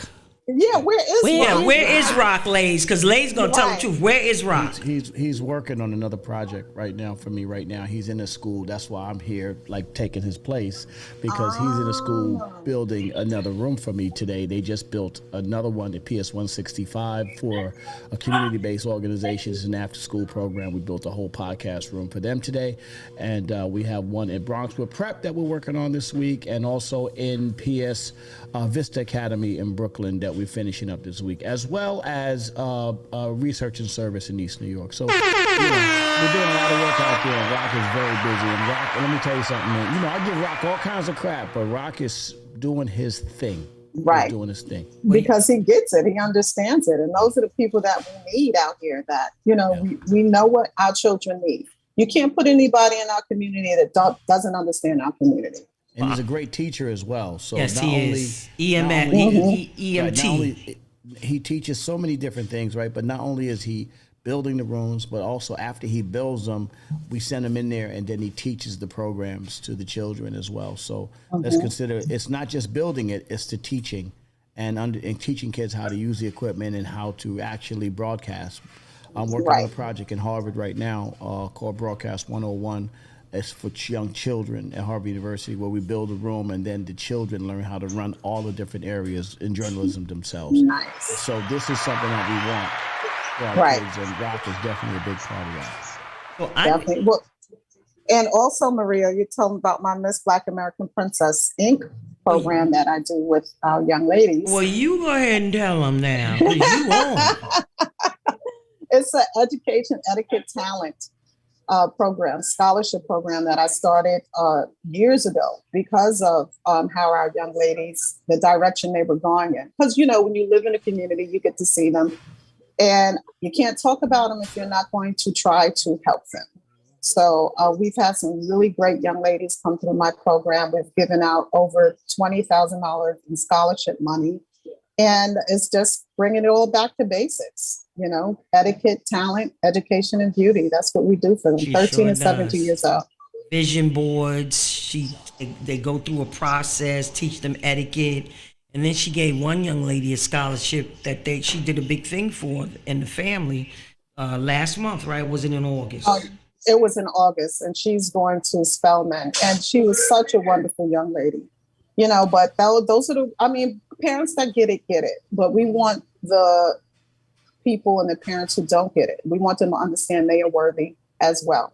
You are Miss Black American Princess. Teach our women to be women again, because we need y'all. Y'all are powerful, insightful, nurturing. Y'all are the better of us. That's why they sent us to protect y'all. So we got to teach our women to be women again. Right, we got to remember what Regina Taylor said. Women are aggressive because they don't feel protected. Oh my gosh, that just lays on my spirit every night. Yeah, that just lays on me. Oh, and Lays, I just want you to know that Dr. Ashina Baez just happened to be my niece. I am looking at her right now, and because she does a little live, and it's going on right now. I call her Dr. Glow. I talk to Dr. Glow almost every other day. As a matter of fact, her and I are working on a project together. She is one of the most beautiful, spirited people I know, and she is an amazing. And so now then you family then. So there you go. Cool. It's 7:22. Yes, we don't be telling us to wrap it up, Chains. We giving out information. Anyway, 7:22. So we're gonna pick a date for Tashana to come on, and I need some other Certainly. community-based organizations, maybe one other one with her, to talk about the programs, because Cheryl, she just been asking and asking and asking all through here. She needs help with her daughter with math and reading, and I feel obligated that I have to find somebody to help her daughter. That's so funny. You see it right. Look, this is her right now. She was. Oh, look, Tashana. That's Your that's niece Ashina with is that Baez Dennis right now. McKeezy? Yes, that Dennis McKeezy No, Breezy. that's the revolutionary Amin Ra, but that's her That's right Amin now. Ra. They're doing a live right now on IG. Oh, okay. Yeah, and she's deep too. Woo, child, she's deep. Oh yeah. yeah, she sure is. That's my sister. Me and my sister, we definitely do a lot of talking. I try to lighten it up and make her laugh, so she does laugh sometimes. Yeah. Well, we want to thank everybody that came on today, especially our guest, Dupre Kelly, councilman from Newark, New Jersey, the 4th Ward, and also known as Do It All. Do It All from the Lords of the Underground. Funky Child. And we also want to thank Dwayne Moore Yes. for his contribution, not only to acting and to modeling, but to education and educating our community, young people in Newark. And it was dope today, Maria. It was nice. Thank you. It's like every week is just better and better and better. And this Friday, Saturday, the 8th, we are celebrating Denine's birthday. Oh, that's right. So, Lays, I don't know if you can come. We playing cards, spades. I'm getting an award, 100 Suits on the 8th. They're honoring me and a bunch of people in Queens. It's a big dinner. Oh, they're having. nice. So that I'm giving an award. I'm getting. Also, I will be there. So your birthday's on a great day. We'll do it anytime. We'll celebrate her birthday another day. You know, I'll come to Harlem. I'll call y'all. Okay. I'm sorry, unless Queens can come to Harlem. I don't know about that. Right, being there, you look, oh, he's from Queens. What That's part right. of Queens? Hollis. We Harlem Bronx all day up in here. Can I have a little Queens moment? You don't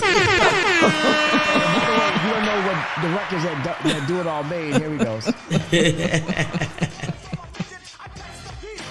All right. Lay's taking us out on Do It All. I know, councilman. That's his record. The Do It All's crazy. The Do It All's a councilman right now. He should come out to that music every time he come out. He was crazy. Now he's a councilman. Right. So we want to thank everybody who listened. Tune in again next week. Can't Be Silenced podcast with Maria Davis, Deneen Womack, Lays, Elliott. We got to put them on. And maybe Rock Logic. Well, Maybe, listen, maybe I'm not. only gonna come when you call me. So when you call me, that's when I came. But I've been calling you so. Yeah. When you call me, I come. And so don't forget, Mad Wednesday is going to be October 19th. And please, if you'd like to make a donation, you can go to www.cantbesilenced.org and make a donation. Follow What's the me. Cash App, Maria. Oh, Cash App is $MADD59. Can I make a plug for tomorrow? Yes, absolutely. Tomorrow, watch the BET Awards. My boys, the world famous MOP, will be on. I will be watching. Little King, Steve Rifkin, Fat Joe, Remy Ma, all of these great Wu-Tang Clan. My boy Havoc from Mobb Deep. We're actually building a studio and a school for Havoc from Mobb Deep in Queens. Oh, wonderful. In Queens. Queen, stand up. Close the Queen. show. It'll be a great show tomorrow. Joey Badass and Pete Rock from Mount Vernon. Oh, Pete Rock. I Pete love Rock. Pete Rock. Yeah, great guys. It was a beautiful event, and we had a great time, and you guys get to see it tomorrow. And Little Kim is a lot of fun. I really had a great time with Little Kim. She's just so funny, and Did she have clothes on? Right. Did you recognize her face? She ain't getting no what most. We We bad. Nice now. We gonna be nice. Stop it. We love Little Kim. Yeah, we do. If we remember what she looked like. And we love Fat Joe, and we love Remy Ma. She is beautiful and sharp, and just really a beautiful woman. And thank you, and be nice. We are nice. We love Little Kim. Yes, we do. I like the old Little Queen Kim Bee. though. I got the original picture when she performed at Mad Wednesday. Okay, I'm getting out of Post that. Look at Maria. Lay's. You gotta post that and hashtag Maria Davis. I got a picture of her and Missy Elliott when she had greasy hair with the group sisters. I got all those pictures, Lays, from Mad Wednesday. Tune in tomorrow night. You'll see him tomorrow on the BET Awards. And everybody's At 8 o'clock, right? Yeah, 8 o'clock. All right. We love you, Lays. Thank you, all our guests. Thank you, all our audience. Tomorrow morning on the Raw Perspective Morning emails, Uncle Lays will be on again. Go Tuesday. We do it tomorrow morning. Go Tuesday. Thank you, Liz. All right. Good night, everybody. There I go. There I go. There I go. What's our exit song? Pretty baby.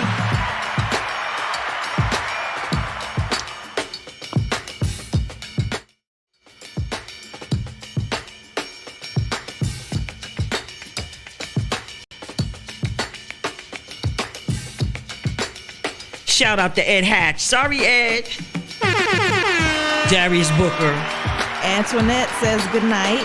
Cheryl Dixon Hills out of Syracuse. Thank you, Dr. Nottingham, for joining us. Thank you, Dr. Nottingham. Your contribution. To Shauna Pace. Jacqueline Fuller. Joseph Williams. Thank you to Joseph Williams. Yeah, Joe. Yeah, Antoinette. Minister Antoinette Donigan. Get her Cheryl. from the Blitter. June Moses. Yeah. Oh, Josh was on? Get her from the Blitter.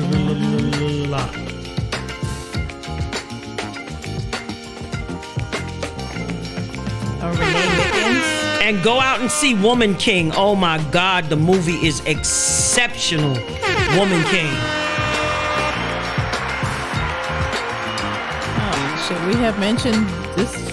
No, because we want them to come to ours. Oh, shout out to all of the programs on here. What is Rock Logic? The Real Discussion with Rock Logic on Fridays at 7 p.m. They have a new show with DOA on Thursdays. And the Hip Hop Boulevards on Sundays, right? Saturday. Mi gente, mi people. And One Night Show. Shout out to Global Boardwalk Media. Yes, Gary. Follow them on Facebook and YouTube. Follow us, Can't Be Silenced. Follow Can't Be Silenced on podcast on Facebook. Listen, don't forget to support some of these black plays out here. You got The Piano Lesson, Austin Wilson, down on Broadway. That's what I'm trying to get tickets to go see for my birthday. When's your birthday, Maria? November 13th. November 13th. And then when's yours, Denise? Mine was September 25th. September I will be 25th. celebrating Happy belated. October 8th at Comedy in Harlem. What's the address, Maria? 508 East 117th Street off of Pleasant Avenue.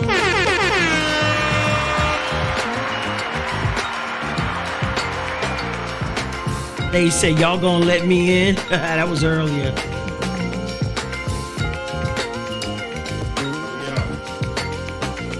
All right, good night. Peace.